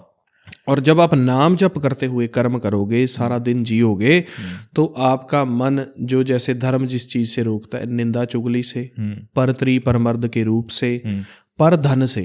पर धन क्या होता है कि जब हम किसी की गाड़ी, किसी की कोठी, किसी के लाइफस्टाइल को देख के मन में करते हैं यार मेरे पास नहीं है, ये सोचना भी जेलसी। जब हम कंपैरिजन करने लग जाते हैं, तो जब हम नाम जप करते हैं ना, तो किसी की जो भी बढ़ाई है वो कंपैरिजन हमारे मन में शुरू नहीं होता है। तो पर धन, पर तन, निंदा चुगली, जायो काम क्रोध लोमकार, तो ये सब जब हम सिमरन करते हैं ना, तो सारा दिन जो कर्म है वो भी बड़े अच्छे सेटअप में चलता है। उससे हमारा मन ज़्यादा सहज में रहता है।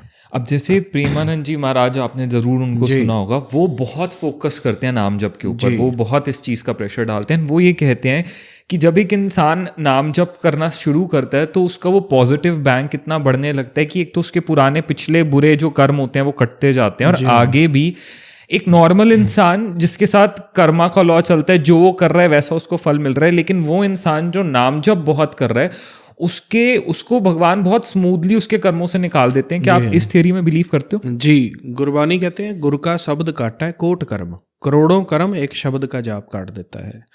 जैसे आपके ऊपर बहुत सारे हमने पिछले जन्म लिए हैं, पिछले बहुत सारे हम पाप पुण्य में से आए हैं, तो वो उनका सबका नेगेटिव वाइब्रेशन एक भार बना हुआ है। तो जब हम नाम जप करते हैं, नाम जप हमारी सुरत को, हमारे मन को, इतना चित्त को बूस्ट कर देता है कि वो कर्म जो है, उनकी नेगेटिव वाइब्स जो है वो खत्म होनी शुरू हो जाती है। शब्द को इशनान बताया है। जैसे एक मैल भरा शरीर है, जपजी साहिब में रोज पढ़ते हैं, मूत पलीती कपड़ होए दे साबुन लइया उतोए। जैसे कपड़े मैले हैं तो साबुन के साथ धोप जाते हैं, भरिए मत पापा के संग ओ तो पहनावे के रंग। जैसे तेरी मत जो है, मन जो है पापों की मैल से भरा हुआ है, वो नाम की ताकत से साफ हो जाता है। तो नाम जप जो है, जो प्रारब्ध बना हुआ है जीवन का, जैसे अब आप यहाँ दिल्ली में हो, ये काम कर रहे हो, ये प्रारब्ध तो नहीं खत्म होता, प्रारब्ध तो भोगना पड़ता है। जैसे कृष्ण अर्जुन का ले लीजिए, राम जी का ले लीजिए, गुरु नानक देव जी का। लेकिन प्रारब्ध में भोगते हुए भी जो हमारे नेगेटिव पॉजिटिव हमारे शत्रु बनते हैं, गलत काम आते हैं, हमारे ऊपर काफ़ी जेलसी करके आजकल हम सुनते हैं तंत्र मंत्र किया कराया, ये सब नष्ट हो जाता है। ओके। कोई भी हमारे ऊपर कोई ब्लैक मैजिक नहीं असर करेगा, किसी की नज़र नहीं हमारे ऊपर असर करेगी। हमारा ऑरा इतना क्लीन हो जाता है कि जैसे ग्रह की वाइब्रेशंस होती हैं, सब ये खत्म हो जाता है। क्योंकि ये आई गेस अभी जो आपने बात कही है बड़ी सही थी। सिक्खी में भी ये चीज कहा गया है कि काला जादू वगैरह कुछ काम नहीं होता जब गुरुओं के साथ आप वो करते हैं। प्रेमानंद जी भी ये कहते हैं कि तब है जब आप नाम से जुड़ रहे हो। हाँ, तब आप वो जो नाम है वो आपको इन सारी चीज़ों से बचाकर सेफगार्ड करते हैं जी। बट ये एक पर्सनल ना बहुत ही एक एक्सपीरियंस वाला क्वेश्चन है जो मेरे से कई लोगों ने पूछा है, मैंने भी कहीं ना कहीं देखा है। आप प्लीज़ बताइएगा, क्योंकि आप नाम के ऊपर इतना फोकस करते हो, कि ऐसा होता है या नहीं कि जब एक इंसान जिसने अभी तक इतना ज़्यादा स्पिरिचुअलिटी की तरफ जो नहीं गया है, जिसने इतना नाम जप नहीं किया, जब वो नाम जप शुरू करता है, जब उसने कुछ वक्त तक रेगुलरली नाम जप करना स्टार्ट किया, तो कुछ वक्त ऐसा भी आता है कि लाइफ में सारी चीज़ें उल्टी होने लगती हैं इनिशियली। कि मतलब जहां उसको लग रहा था कि यार अब नाम जब स्टार्ट करूंगा तो सब एकदम अलाइनमेंट होएगा, लेकिन कुछ वक्त के लिए ना चीजें सारी इधर उधर होने लग जाती हैं। ऐसा क्यों होता है? मतलब व्हाट्स द प्रिंसिपल? जी, नाम, मैंने वही बात बताया ना कि जो लाइफ के सर्कल को, लाइफ के गोल को हम मानकर बैठे हैं, जब हम नाम जप करते हैं तो हमारे गोल, हमारे लाइफ के प्रति जो हमारा नज़रिया है, बहुत सारे हमारे ऐसे रिश्ते हैं जो हमारे लिए ज़रूरी नहीं है, जिनसे हम पीछे हट रहे हैं, जिनसी नेगेटिव वाइब्रेशन मिल रही है। तो जब हम नाम जप करते हैं ना, तो ये सब अपने आप खुद ब खुद नाम हमारे को हमारे जीवन में एक अकेलापन देता है, जो सहज बनाता है, आनंद बनाता है। नाम हमारी यहाँ के कर्म जो है उन्हीं को फुलफिल नहीं करता, नाम हमारे को एक वैराग्य की तरफ भी लेके जाता है। तो जब हम नाम जप करते हैं तो वो जो पुरानी जिंदगी की स्टेबिलिटी थी वो थोड़ी कम होने लग जाती है, ताकि नाम अपनी की तरफ खींचता है, ये संत स्वभाव में आए। ये जो है जो संतों का जीवन होता है, संतों की सोचनी होती है, उस स्वभाव में आए। तो वो उथल पुथल नहीं होती है, वो होती कृपा ही है। बहुत सारे हमारे जो कर्म हैं किसी चीज के साथ जुड़ने से बने होते हैं। अब जैसे देखिए, अब आप दिल्ली में रहते हैं, अगर आप दिल्ली में रहते हो तो आपको पोल्यूशन भी फेस करना पड़ेगा, क्योंकि पोल्यूशन मेन प्रॉब्लम है दिल्ली की। अब हम कहते हैं यार मेरे को सांस की प्रॉब्लम बड़ी है, ये बहुत है, ये पोल्यूशन कैसे कम हो, एयर प्योरीफायर लगा दीजिए। तो भगवान हमारे लिए कुछ अच्छा सोच रहा है, भी यार तू चंडीगढ़ मूव हो जा, तो तेरा सब प्रॉब्लम हल हो रहा है। तो इसी प्रकार से हमारे बहुत सारे कर्म होते हैं जो हमारे को सही लग रहे होते हैं, लेकिन नाम जप करने से वो पीछे हटने शुरू हो जाते हैं। जी। अब एक ना वाणी में एक बहुत अच्छी लाइन है जो अक्सर रिपीट की जाती है, गुरुद्वारा साहिब में कही जाती है, आपने भी जरूर सुनी होगी। श्री हर कृष्ण ते आइए, जिस तिट्ठे सब दुख जाए, तेग बहादुर सिमरिए, कर नौनित आवे थाए, सब थाई होए सहाय। तो ये लाइन ही एक, तो प्लीज इसका जितने भी लोग हैं उनको इसका मीनिंग बताइए कि इसका मतलब क्या है, जो पंजाबी नहीं समझते। एंड ये इतनी एक रीअश्योरिंग लाइन है, जो भी इसके अंदर कहा गया है, क्या वो रियली वर्क करता है? क्या है इसके पीछे? जी, हमने पहले ही बात की थी ना 4 पदार्थ की। जी। इसी प्रकार से गुरबानी कहते हैं, ब्रह्म बिंदै तिसदा ब्रह्मत रहे, एक शब्द लिवलाए, नव निधि 18 सिद्धि, पीछे लगी है फिर जो हर हृदय सदा बसाए। जब हम किसी को भी सिमरते हैं, उसकी एनर्जी खुद ब खुद हमारे पर काम करती है। चाहे हमारे बुजुर्ग हैं, चाहे परिवार है, जो यहाँ से अपनी आयु भी पूरा करके जा चुके हैं ना, वो भी आज कहीं ना कहीं मौजूद है। सृष्टि में कुछ भी खत्म नहीं होता, या तो वो जूनियों में होंगे या भगवान के घर में बैठे होंगे। तो जब हमारे को ये बात कहते हैं श्री हरकृष्ण ते आइए, श्री हरकृष्ण जी 8वें गुरु, एक सतगुरु थे। उन्होंने दिल्ली में आके रोगियों के रोगों को दूर किया, लेकिन खुद भी उनको जैसे चेचक का रोग हो गया था। और साथ ही साथ उन्होंने सिक्खी का बहुत थोड़ा समय मिला, उन्होंने प्रचार भी किया। इसी प्रकार से 9वें गुरु को सतगुरु की उपाधि दी हुई है। सतगुरु थे, गुरु थे। तो जब हम गुरुओं को सिमरते हैं, गुरुओं का वास सचखंड निरंकार में है, जब एक मन एक चित होके हम गुरु हरकृष्ण जी को सिमरेंगे, 9वें पातशाह को सिमरेंगे, तो उनकी एनर्जी हमारे पर काम करनी शुरू कर देती है। और उनके पास 4 पदार्थ भी हैं, अष्ट सिद्धि भी है, 9 निधि भी है। अब 9 निधियाँ अलग अलग तरह की शक्तियाँ हैं, जिसमें हमारे को धन की संपूर्णता, चिंता से मुक्त रहना, हमारे जो भी कार्य होते हैं वो बने, इस प्रकार से 9 निधियाँ हैं वो बनने शुरू हो जाते हैं। संतान का सुख मिलता है, तान मिलता है, मान मिलता है। तो वो कहते हैं कि जब आप प्रिंसिपल्स ऑफ गुरु तेग बहादुर जी सिमर रहे हैं, अब हमने तो गुरु तेग बहादुर जी देखे नहीं, तो कैसे सिमरे उनको? तो जो उनकी वाणी है, उनकी वाणी को, उनके ज्ञान को, उनके प्रिंसिपल्स को जब हम मान रहे हैं कि नहीं भाई मैं ये काम नहीं करता, ये गुरु तेग बहादुर जी ने बोला है वाणी में, तो आप उनको सिमर रहे हो। जब आप कि कहीं बैठे हो, आपको कोई कहता है कि आप शराब पी लो, तो आप कहोगे नहीं यार मैं सिमरनजीत सिंह टोणा का फ्रेंड हूँ, वो मैं नहीं पीता। वो कहेंगे यार आज आप वहाँ चलते हो, कहेंगे नहीं, तो आप मेरे को सिमर रहे हो। ठीक है ना जी। तो इसी प्रकार से वो कहते हैं कि जब आप गुरु हरकृष्ण महाराज को सिमरोगे, उनको याद रखोगे, गुरु तेग बहादुर जी की वाणी के द्वारा उनको याद रखोगे, तो 9 निधियाँ, 4 पदार्थ, अष्ट सिद्धि और आपके सारे के सारे दुख खत्म हो जाएंगे। और ऐसा रियलिटी भी होता है? बिल्कुल बिल्कुल बिल्कुल। जब होता है तभी तो आप देखो, अब जो हम देखते हैं सिक्खी की चढ़ती कला है, पूरे वर्ल्ड में सिख छाए हुए हैं। हमने खुद ही बात की है कि गुरुद्वारों में लंगर चल रहा है, पैसा आ रहा है, ये है वो है, सब हो रहा है। तो ये कहीं ना कहीं गुरुओं पीरों को याद रखते हैं, तभी इतनी चढ़ती कला हो रही है जी। ठीक है, चढ़ती कला होता है कि हमेशा ऊपर हाई पावर में रहना।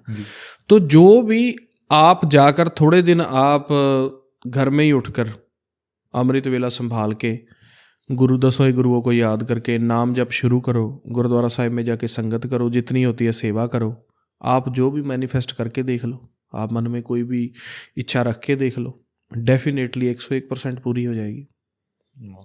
क्योंकि गुरु तो देता ही देता है, लेता कुछ भी नहीं है। ठीक है ना जी।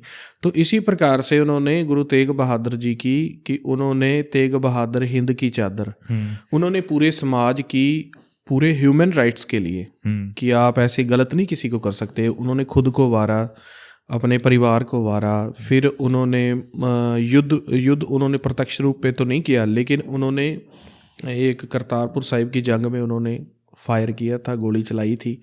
तो मतलब वो एक त्याग की मूर्त थे। तो वो इतना बड़ा कर रहे हैं, तो ऐसी सोल अगर हमारे पर खुश हो जाती है, ठीक है ना जी।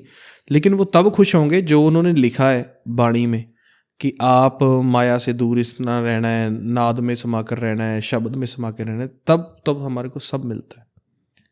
Wow, that is so amazing. And I guess यही सारे मेजर प्रिंसिपल्स और पिलर्स हैं सिक्खी के, जो कि है सेवा, जो कि है नाम जप, जो कि है गुरुओं के साथ और गुरुओं की वाणी के साथ जुड़ना और निरंकार से जुड़ना। किसी आकार जो टीचर हैं, संत हैं, गुरु साहिबान हैं, उनसे आपने नॉलेज लेनी है, उनका सत्कार करना है, उनको झुकना है, लेकिन आपने पूजा केवल अकाल की करनी है, प्रकाश ज्योत की, ठीक है, जो सब में विराजमान है।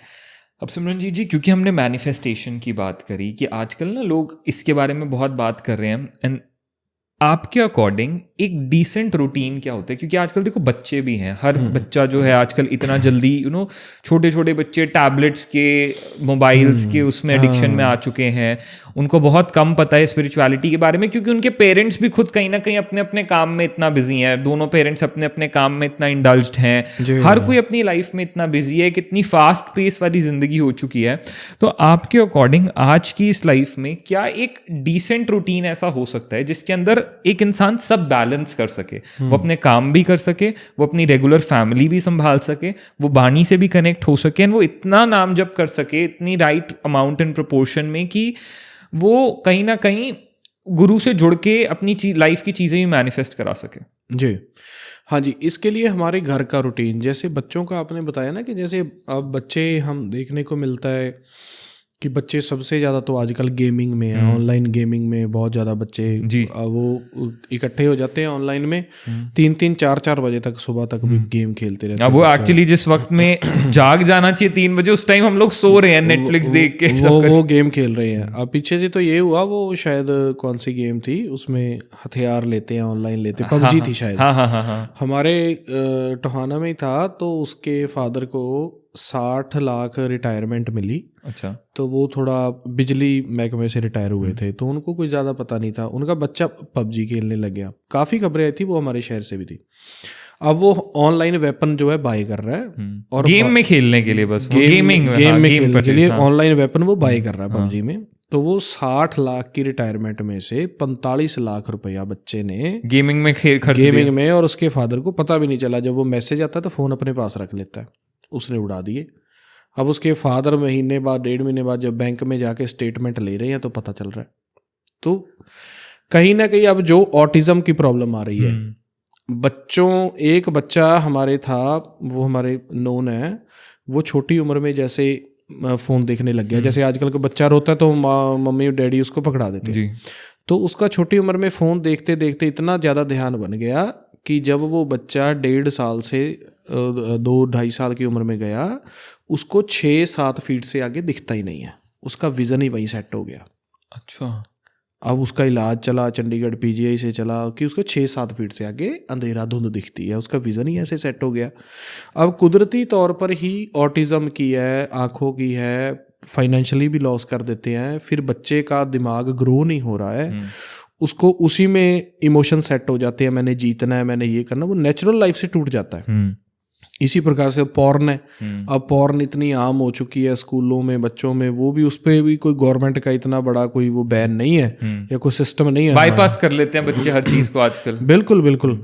तो वो कहाँ मेंटेलिटी जा रही है। अब हम हरियाणा में ही कहते, हरियाणा की कहावत थी, देशा में देश हरियाणा, दूध दही का खाना, कि यहाँ पे दूध दही खा के कसरत करके हरियाणा के हैं भी, पंजाब के हैं भी, राजस्थान वाले हैं। तो अब पहले तो कहते थे कि बच्चे को ना घर से बाहर निकालो, है जी, तो ये बिगड़ जाता है, बच्चों को ज़्यादा बाहर नहीं निकालना चाहिए। अब कहते हैं अब घर में रहे तो बिगड़ जाता है। अब वो बेडरूम में बिगड़ रहा है, बेड पे बैठ के बिगड़ रहा है, उसको सब आ रहा है, जो उसने ऑर्डर करना है वो आ जाना है, नशा ऑर्डर करना है नशा आ जाना है, गैंगवार से जुड़ना है गैंगवार से जुड़ जाना है। तो इसके लिए सिद्धांत गुरबाणी में दिया है, होवो 71 मिलो मेरे भाई, दुबदा दूर करो ले बुलाई, हर नामे के होवो जोड़ी, गुरमुख पैसो सवाबशाही। आपके परिवार में 2 समय तो सुबह जब आपने काम पे जाना है, बच्चों ने स्कूल पे जाना है, उससे पहले, और शाम को जब आपने काम से सबसे फ्री होके आना है उसके बाद, 2 टाइम में आप डेली रूटीन में अपने फैमिली में बैठ के नाम जप करो। ठीक है, ज़्यादा से ज़्यादा टाइम बच्चा करवाए तो मम्मी पापा दादा दादी पास बैठ जाए, नहीं तो दादा करवाए या पापा का एक करवाए। जैसे हम वाहिगुरु का जाप करते हैं ना, वाह गुरु वाह गुरु वाह गुरु, आंखें बंद करके, तो सुबह पहले जाना है तो सबसे पहले नाम जप करके, और शाम को आना है तो सब खाना पाना खा के सोने से पहले नाम जप करके डेली, चाहे तो गुरबाणी की विचार 5-10 मिनट 15 मिनट, या भगवत की विचार सुनाई जाए। हमारे को हमारे घर में एक माहौल सेटअप करना पड़ेगा। अब हमारी कोठी बन जाती है, उसमें हम ड्राइंग रूम बना लिया, डाइनिंग बना लिया, बेडरूम बना लिया। अगर आप कई बार देखते हैं ना जी, ये पूजा रूम है, छोटा सा बनाया होगा, वहाँ पे फोटो लगाई होगी, तो हमारा सिटिंग के लिए भी टाइम होना चाहिए। ये नहीं है कि आप खाना तो इकट्ठे खा रहे हो, मूवी इकट्ठे देखने जा रहे हो, शॉपिंग इकट्ठे, तो आप सिमरन क्यों नहीं करते? आप धर्म कमाने के लिए मंदिर गुरुद्वारे की जरूरत थोड़ी ना, सेंस में धर्म होना चाहिए। हमारी सेंस ही जब धर्म से जुड़ गई तो हम धर्मी हैं। उसके लिए आपको बेसिकली कुछ भी अडॉप्ट करने की जरूरत नहीं है, सेंस अडॉप्ट करो, ज्ञान। तो अगर डेली हमारे घर में एक माहौल होगा तो वो काफ़ी हद तक बच्चों को इफेक्ट डालता है। फिर जब जो बच्चा जिस आप स्कूल में डाल रहे हो, उस स्कूल की, जैसे आज काफ़ी स्कूल है जो क्रिश्चियनिटी को प्रमोट करते हैं, काफ़ी स्कूल है जो इस्लामिक प्रमोट करते हैं, काफ़ी स्कूल है जो हिंदुत्व में भी अलग अलग लहरों को प्रमोट, आप कहाँ डाल रहे हो, आपका बच्चा कहाँ जा रहा है, तो ये भी थोड़ा हमारे को देखना पड़ेगा। कई बार जो हमारे घर का, या हम किसी रिलीजन में, स्कूल में वो माहौल नहीं है, तो उसके लिए घर में क्रिएशन करनी पड़ेगी। तो जब नाम जब करते हैं, नाम में तो एक पावर ही ऐसी है कि वो बच्चों को, बड़ों को, सबको निर्मल रखता है। इन स्कूल्स में I feel, I guess schools का भी ना एक ये है, मेरे को ऐसा लगता है कि न्यूट्रल होना चाहिए स्कूल्स को। जी, बच्चों की अपब्रिंगिंग एक ऐसी जगह पे होनी चाहिए जो रिलीजियसली न्यूट्रल है। वो बच्चे को इंडिपेंडेंस दे रहे हैं कि तुम जिस भी रिलीजन को फॉलो करते आए हो या करना चाहते हो वो करो, किसी एक तरफ स्कूल का झुकाव ना हो। जब जहां एक तरफ किसी एक पर्टिकुलर डायरेक्शन में स्कूल का झुकाव होता है तो आई गेस बच्चे भी ना वहां थोड़े से बायस हो जाते हैं, पार्शियल उसमें आ जाते हैं। आई गेस हर बच्चे को स्कूल्स को कहना चाहिए तुम्हारा जो भी धर्म है तुम उसको फॉलो करो अच्छे से, that is the right approach. जी, कहा तो जाता है, लेकिन काफी टाइम हमारे को देखने मिलता है कि जो नेशनल या इंटरनेशनल एजेंसीज होती हैं वो कहीं ना कहीं की पॉपुलेशन यूथ को जोड़ने के लिए वो एक तरफ पे बेंड थोड़ा सा कई बार एजेंडा होता है कि एजेंडा होता है। अब जैसे मैं अब खुद पे मानता हूँ, मेरी सारी स्कूलिंग डीएवी से है। हम हर बुधवार डीएवी स्कूल में हवन होता था, तो हमारे को हवन करवाते थे, तो हम भी हवन में बैठते थे। अब जब स्कूल में होता था तो भाई बैठो, भाई हवन कुंड कर रहे हैं, शास्त्री जी कर रहे हैं। अब वो कहते श्लोक बोलो, श्लोक तो हमारे को याद नहीं होते थे, तो हम तब तो मस्ती में भी जब वो करते ना स्वाहा तो सामग्री डालते हैं, तो हम मस्ती में बैठे ये डालेंगे तो भाई आग जाएगी ऊपर जाएगी, तो हम वैसे बैठते रहे। लेकिन हमारे स्कूल में क्या था, अगर हवन होता था तो 1 महीने 2 महीने के बाद सुखमनी साहिब का पाठ या डेली प्रेयर में गुरु ग्रंथ साहिब पहली पौड़ी का मूल मंत्र का पाठ, नाम जप का पाठ, वो भी हमारा सिमिलर चलता रहा। सारा कुछ ही होना चाहिए बेसिकली। सारा कुछ होता था। तो बेसिकली करके मेरे को इफेक्ट नहीं पड़ा। लेकिन कहीं पे अब हम देखते ही हैं भी, अगर आप स्कूल में जा रहे हो भी कड़ा उतार के आओ, कृपान उतार के आओ, सम टाइम देखने को मिलता है। तो वहाँ पे थोड़ा हो जाता है कि जैसे ये कुछ खास कम्युनिटी के लिए बनाए गए हैं। लेकिन आपकी ये बात बहुत अच्छी है कि स्कूल तो जो है वो एक सेकुलरिज्म में ही होना चाहिए कि वो उससे अच्छा आएगा। बाकी घर पे और इसके साथ साथ जैसे सुबह शाम का आपने एक रूटीन बताया होना चाहिए। जैसे पहले याद होगा मेरे को भी, एक बहुत से लोग जो आज ये पॉडकास्ट देख रहे हैं उनको याद होगा कि पहले ना एक रूटीन हुआ करता था बहुत घरों में कि सुबह सुबह ना वो पीटीसी पे वो लाइव आता था अमृतसर का, तो वो चल रहा होता था। वो शाम को भी पाठ चल रहा होता था, सुबह भी जब स्कूल जाते थे तो वो कहीं ना कहीं वो टीवी पे चल रहा होता था। वो अभी भी चलता है। हाँ, वो अब थोड़ा ऑल्दो मेरे को लगता है कम हो गया, क्योंकि अब वो केबल से हट के लोग ओटीटी पे ज्यादा आ गए, तो इसलिए थोड़ा सा कम हो गया। बट आई गेस वो बड़ी अच्छी प्रैक्टिस होती थी कि चाहे बच्चे को पूरी नॉलेज नहीं भी है लेकिन उसके कानों में एटलीस्ट वो चीज पड़ रही है। बिल्कुल, इमोशंस ही गेन होते हैं जी, जो आपके संस्कार हैं, इमोशंस है। हम पहले ये बात आम चलती थी ना कि एक काफ़ी संस्कारी बच्चा है, बच्ची है, तो आपके जो संस्कार दे रहे हो, बेसिकली ये बहुत ज़्यादा ध्यान रखना चाहिए कि बच्चे को, जो 12 साल से छोटे बच्चे हैं, मैं तो कहूँगा 12-14 साल से छोटे हैं, उनको तो गेमिंग बिल्कुल नहीं खेलनी चाहिए, क्योंकि इससे हमारा फिजिकली मेंटली बहुत ज़्यादा डिस्टर्ब होता है और उस एग्रेसिव हो जाता है, एग्रेशन ज़्यादा आता है उसमें, क्योंकि वो जब खेलते हैं बीच में वेपन यूज़ करते हैं तो एग्रेशन की भावना, बच्चे में चिड़चिड़ापन आना, क्रोध आना, ये मेरे को समझना पड़ेगा। और बच्चों को फोन कम से कम यूजेज। आप देखेंगे कि जो क्रिश्चियनिटी में भी कुछ रॉयल फैमिलीज हैं, हमारे कंट्रीज में भी रॉयल फैमिलीज हैं, आप उनकी बायोग्राफीज देखिए, रिसर्चेस देखिए, वो अपने बच्चे को एडल्ट होने तक फोन नहीं देते हैं। काफ़ी फैमिलीज ऐसी हैं। तो ये जो फोन है ना, ये एक यूजेज है। अब आप हमारे बचपन में देख लीजिए, हमने कब फोन लिया? हमारे को तो बीए में जाके वहाँ थोड़ा मोटा वो भी पापा का ले आते थे और उनको कीपैड वाला होता था, उसमें भी कुछ इतना होता ही नहीं था। तो ये कहीं ना कहीं फिजिकली मेंटली हमारा जो सेटअप है ना, ये काफी हमारे को फिर पूरे जन्म में यही देता है। और ये ज्यादा फोन यूज करना दूसरी तरफ से हाईएस्ट डिप्रेशन को बुलावा देना है। डिप्रेशन भी फोन की ही देना है। आपको पता ही नहीं चलता आप मेंटली तौर पे कब उस चीज में एडिक्ट हो गए हो। हम 10-10 मिनट बाद देख रहे हैं क्या आया, दूसरे का जीवन देख रहे हैं, उसने क्या किया, जिनको हम जानते भी नहीं, नाता भी नहीं है, उनके ऊपर फोकस है, उसके पेज पे क्या अपडेट है, उसके अकाउंट में क्या अपडेट है, तो ये डिप्रेशन है। तो ये कहीं ना कहीं होना चाहिए। लेकिन नाम जप बहुत ज़्यादा जरूरी है। जैसे आपने प्रेमानंद जी का नाम लिया, काफ़ी और शख्सियत है जो नाम जप करवाते हैं। तो डेली नाम जप आप बच्चे को करवाओ, आप 15 मिनट करवाओ, आधा घंटा करवाओ, आप जरूर करवाओ, राम का करवाओ, वाहिगुरु का करवाओ, साथ ही साथ भगवत की विचार। जैसे हम दादा दादी नानी नानी से कहानियां सुनते थे ना, तो चाहे आप कृष्ण जी के उपदेश को करवाओ, गुरु ग्रंथ साहिब जी की गुरबाणी के उपदेश को करवाओ, तो रोज आपको होना चाहिए। बैठते नहीं तो बिठाने पड़ेंगे। बैठते नहीं है तो ये तो खाना भी नहीं खाता, ये तो स्कूल भी नहीं जाता, ये तो नहाता भी नहीं था, वो हमने सब कर लिया, तो नाम की बारी हम कहते हैं नहीं जी ये बैठता नहीं है, तो आपने इसको खाना भी नहीं देना था जब ये खाना नहीं खाता था। True. ये तो खाता नहीं है, ये तो स्कूल नहीं जाता, पीट पीट के उसको स्कूल भेज दिया तो बच्चा तो कुछ भी नहीं करता जी। तो अब हम उसको मैनेज कर लेते हैं, जब नाम की बारी चल छोड़ पर नहीं जबता तो ना सी, तो ये थोड़ी ना बात है। नहीं, वेरी ट्रू। यहाँ पे भी थोड़ा थोड़ी सी स्ट्रिक्टनेस होनी चाहिए। स्ट्रिक्टनेस के बिना जीवन बनता भी नहीं है। आज जहाँ पे स्ट्रिक्टनेस नहीं है वहाँ बच्चे मेरे सिस्टर है जो वो स्कूल में टीचर है, तो वो बताते हैं कि 8th क्लास का बच्चा वो जिद करता है कि मैंने सफारी लेके जानी है, आप मेरे को दो, चाहे ड्राइवर भेजो, मैं स्कूल नहीं जाऊँगा। सफारी न्यू लॉन्च हुई थी पीछे से, तो फिर बोलता है स्कॉर्पियो में जाना है। अब 9th 10th की फेयरवेल पार्टी हो रही है पीछे से, पंजाब में आपने खबर देखी होगी, 12th वाले बच्चों ने फेयरवेल पार्टी की, पूरी ग्रैंड पार्टी थी और उसमें 40 से 50 लाख का खर्चा किया, पूरा पैलेस बुक कर लिया, बीमर लेके जा रहे हैं, BMW लेके जा रहे हैं। तो लोकल स्कूल में बच्चे कहते हैं नहीं स्कॉर्पियो लेके जाएंगे, बड़ा फ़ोन लेके जाएंगे, और प्रिंसिपल टीचर्स को कहता है कि आपने इनको कुछ कहना नहीं है, बस थोड़ा समझा दो। अब वो हमारे वाला माहौल नहीं है, अभी मुर्गे बना दो, डंडे मारो, थप्पड़ मारो चेंजिंग होता जा रहा है बिल्कुल टोटली, तो ये गलत है, वेरी ट्रू, गलत है। तो सिमरन जी आज इतनी सारी बातें करी हमने रिलीजन को लेके, मेनली नाम जप को लेकर, मैनिफेस्टेशन को लेकर, क्योंकि हर इंसान चाहता है, हम आफ्टर ऑल रहे तो कलयुग में ही रहे हैं, कि हमारी कुछ जो इच्छाएं हैं वो जल्दी से जल्दी पूरी हो जाए ना। आपने उसके भी तरीके बताए। Before we wind today's podcast, मैं एक बार चाहूँगा जितने भी लोग आज आपको सुन रहे हैं, ज़रूर वो इस एक इंटेंशन से आए उस पॉडकास्ट के अंदर कि आप ये बताएंगे कि किस तरह से हम भगवान से जल्दी जुड़ सकते हैं, अपनी इच्छाएं पूरी करा सकते हैं, हमारी ज़िंदगी में जो प्रॉब्लम्स चल रही हैं उनको ख़त्म करके उनसे आगे निकल सकते हैं, कैसे गॉड इसमें हमारी हेल्प करेंगे जी।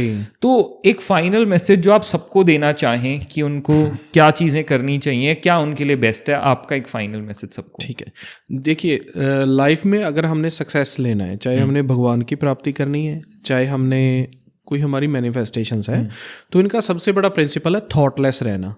जितना आप शून्य में विचारों से रहित रहेंगे और जो ऐसे कर्म हैं जैसे शराब पीना, पर स्त्री को देखना, गाली गलौज करना, माड़ी बुरी संगत से दूर रहेंगे, उतनी जल्दी भगवान की प्राप्ति भी है और उतनी जल्दी ही मैनिफेस्टेशन भी आपकी पूरी होती है। क्योंकि जब तमोगुणी नीच कर्म जो होते हैं, जितने ज़्यादा विचारों में रहते हैं, उससे आपका एनर्जी लॉस होता है, आपका लाइफ सर्कल भी लॉस होता है। तो आप शून्य में रहना सीखें, विचारों से रहत रहना सीखे, और वो नाम जप के बिना पॉसिबल नहीं है। और मेरे को ना आपकी इसी में से एक बहुत रेलेवेंट क्वेश्चन आया माइंड में, अच्छा हो ये क्वेश्चन आ गया बिफोर हम इस पॉडकास्ट को एंड करें। अब जैसे आपने कहा कि कर्म की आपने बात करी, अब जैसे कई लोग ना मैनिफेस्टेशन की टेक्निक्स में बिलीव करते हैं कि हम 11-11 पे मांग लें, या जैसे सुबह उठ के भी कर लें। अगर मान लो वो इंसान वो सारी मैनिफेस्टेशन की टेक्निक्स फॉलो कर रहा है, चलो वो सुबह भी उठ रहा है, वो सब कर रहा है, लेकिन उसके कर्म उतने सही नहीं है, वो उसके कर्म अभी भी मतलब पूरे दिन के अंदर जो वो कर्म कर रहा है उसके अंदर वो गाली भी दे रहा है, वो गुस्सा भी कर रहा है, वो बाकी गलत जो भी कर्म है वो सब कर रहा है, क्या उस टाइम पे फिर वो मैनिफेस्टेशन वर्क करेगी? एनर्जी डिस्ट्रॉय हो जाएगी वो। अच्छा, जब हम देखिए कहीं पे भी हमने सफ़ेद चादर बिछा दी, यहाँ पे हमने सारा प्रबंध की दिया, सारा बढ़िया यहाँ बैठने के लिए सोफा लगा दिया, लेकिन उसका एक लॉ ये भी है भी आप पैर धोकर शूज़ बाहर उतार कर आओ, तो वो ठीक है। अब आप एक साइड से तो मैनिफेस्ट कर रहे हैं, पहली बात तो नीच कर्म वाला जीव मैनिफेस्ट कर ही नहीं सकता, लेकिन वो फिर भी कर रहा है। तो जब वो आप कोई ऐसी जैसे वेश्वागमन कर लेते हैं, शराब पी के वेश्वागमन करते हैं, उससे हमारी जो वहाँ पे सुख मिलता है, वो सुख कैसे मिलता है? हमारी एनर्जी इतनी ज़्यादा खींचकर नेगेटिविटी में चली जाती है, हमारा किया कराया वहीं का वहीं रह जाता है। तो मैं वो तो भूल ही जाओ, जो आप चीजें पूरी होने की सोच रहे हो लाइफ में, वो सारी बुरे कर्मों में अब हम क्लब में जा रहे हैं, क्लब में सब नशा पी के नाच रहे हैं, वहाँ पे एक स्त्री नाच रही है, हम उसको देख रहे हैं, वहाँ पे हमारी एनर्जी कंज्यूमिंग बहुत ज़्यादा हो जाती है और होती भी नेगेटिविटी में है। अब वहाँ पे तो सब नेगेटिव हो रहा है, तो जब आप जो आप कर रहे हो वो वहाँ पे लग जाएगा। ठीक है ना जी। अब वो गुरबाणी में तो आता है, चाहे आप कुएं दान कर रहे हो, भूमि दान कर रहे हो, गहने दान कर रहे हो, कन्या दान कर रहे हो, लेकिन आप फिर नीच कर्म में, निंदा में यहाँ पे चल जाते, तो वो फल वहाँ पे लग रहा है ना। आप एक साइड से तो फल जोड़ रहे हो, तो उसको आपने लगाना कहाँ पे है? वो आप सोच रहे हो कि मैं ये इसलिए कर रहा हूँ कि मेरा ये हो जाए, लेकिन दूसरी तरफ से आप नीच कर्म नहीं छोड़ते ना, तो वो फिर आपकी जो सोच है वो उतनी जल्दी पूरी नहीं होती, ना प्राप्ति होती है। तो आपको जब वो नीच कर्म छोड़ दोगे, वो भी आपकी मैनिफेस्टेशन में बूस्ट हो जाएंगे। अच्छा, कि आपने पहले अपने कर्म सुधार लिए तो आधा काम तो मैनिफेस्टेशन वैसे ही में हो भी गया, होगा। वैसे ही हो गया, वैसे ही हो गया, क्योंकि आपकी एनर्जी, हर कर्म एनर्जी खींचता है। आप अब हम यहाँ बैठे हैं तो अपनी हमारी एनर्जी सेव हो रही है। अभी कोई कहता चला यार घूमने चलते हैं, तो लगेगी तो एनर्जी ना, एनर्जी लग रही है, श्वास लग रहे हैं, तो हमारा ध्यान वहां फोकस हो गया। अब यहाँ फोकस है तो हम कुछ गेन कर रहे हैं, वहां फोकस है तो हमारा डिस्ट्रॉय हो रहा है। तो ये बात है। वेरी ट्रू जी। Thank you so much Simran ji, हमने इतनी ज़्यादा अच्छी बातें करी आज, लोगों के लिए इतनी मीनिंगफुल बातें करी, एंड आई होप कि इसके बाद उनको समझ में आया होगा क्या कॉन्सेप्ट है मैनिफेस्टेशन का गुरबानी में, सिक्खी में, क्या उनको करना चाहिए, क्या राइट प्रैक्टिसेस हैं। जी, तो थैंक यू सो मच आज अपना टाइम हमें देने के लिए, हमारे शो को देने के लिए। डेफिनेटली बहुत जल्दी दोबारा एक बार मिलेंगे और बातें करेंगे कुछ ज़रूरी टॉपिक्स के ऊपर, इन्हीं सारी चीज़ों के अराउंड। गाइज, और कोई भी ऐसा टॉपिक हो जो आपको लगे जिसके बारे में आप जानना चाहते हैं और डेप्थ में गुरबानी के अराउंड समझना चाहते हैं, प्लीज़ कॉमेंट्स में ज़रूर मैंशन करिएगा। हम कोशिश करेंगे सिमरनजीत जी के साथ अगले पॉडकास्ट में उन सबको कवर करें। Thank you so much Simranjeet Singh ji, thank you so much आज के आपके टाइम के लिए। गाइस, खालसा वाहिगुरू जी की वाहिगुरू जी का खालसा, वाहिगुरू जी की फतेह। Thank you so much for watching guys, and आपको आज का पॉडकास्ट कैसा लगा प्लीज़ कमेंट्स में ज़रूर मेंशन करना, और किन टॉपिक्स पे आप चाहते हो कि हम कवर करें सिमरनजीत जी के साथ, या और भी किसी टॉपिक पे अगर आप पॉडकास्ट चाहते हैं प्लीज़ कमेंट्स में ज़रूर मेंशन करना। हम पूरी कोशिश करेंगे उसे कवर अप करने की। बाकी जो लोग टॉक्स विद नमित पे नए हैं, जल्दी से चैनल को सब्सक्राइब कर लो, आगे और बहुत अमेजिंग पॉडकास्ट आने वाले हैं। दिस वॉज टुडेज पॉडकास्ट, अभी और कई इंटरेस्टिंग पॉडकास्ट के साथ जल्दी मिलेंगे। Thank you so much for watching, love you all.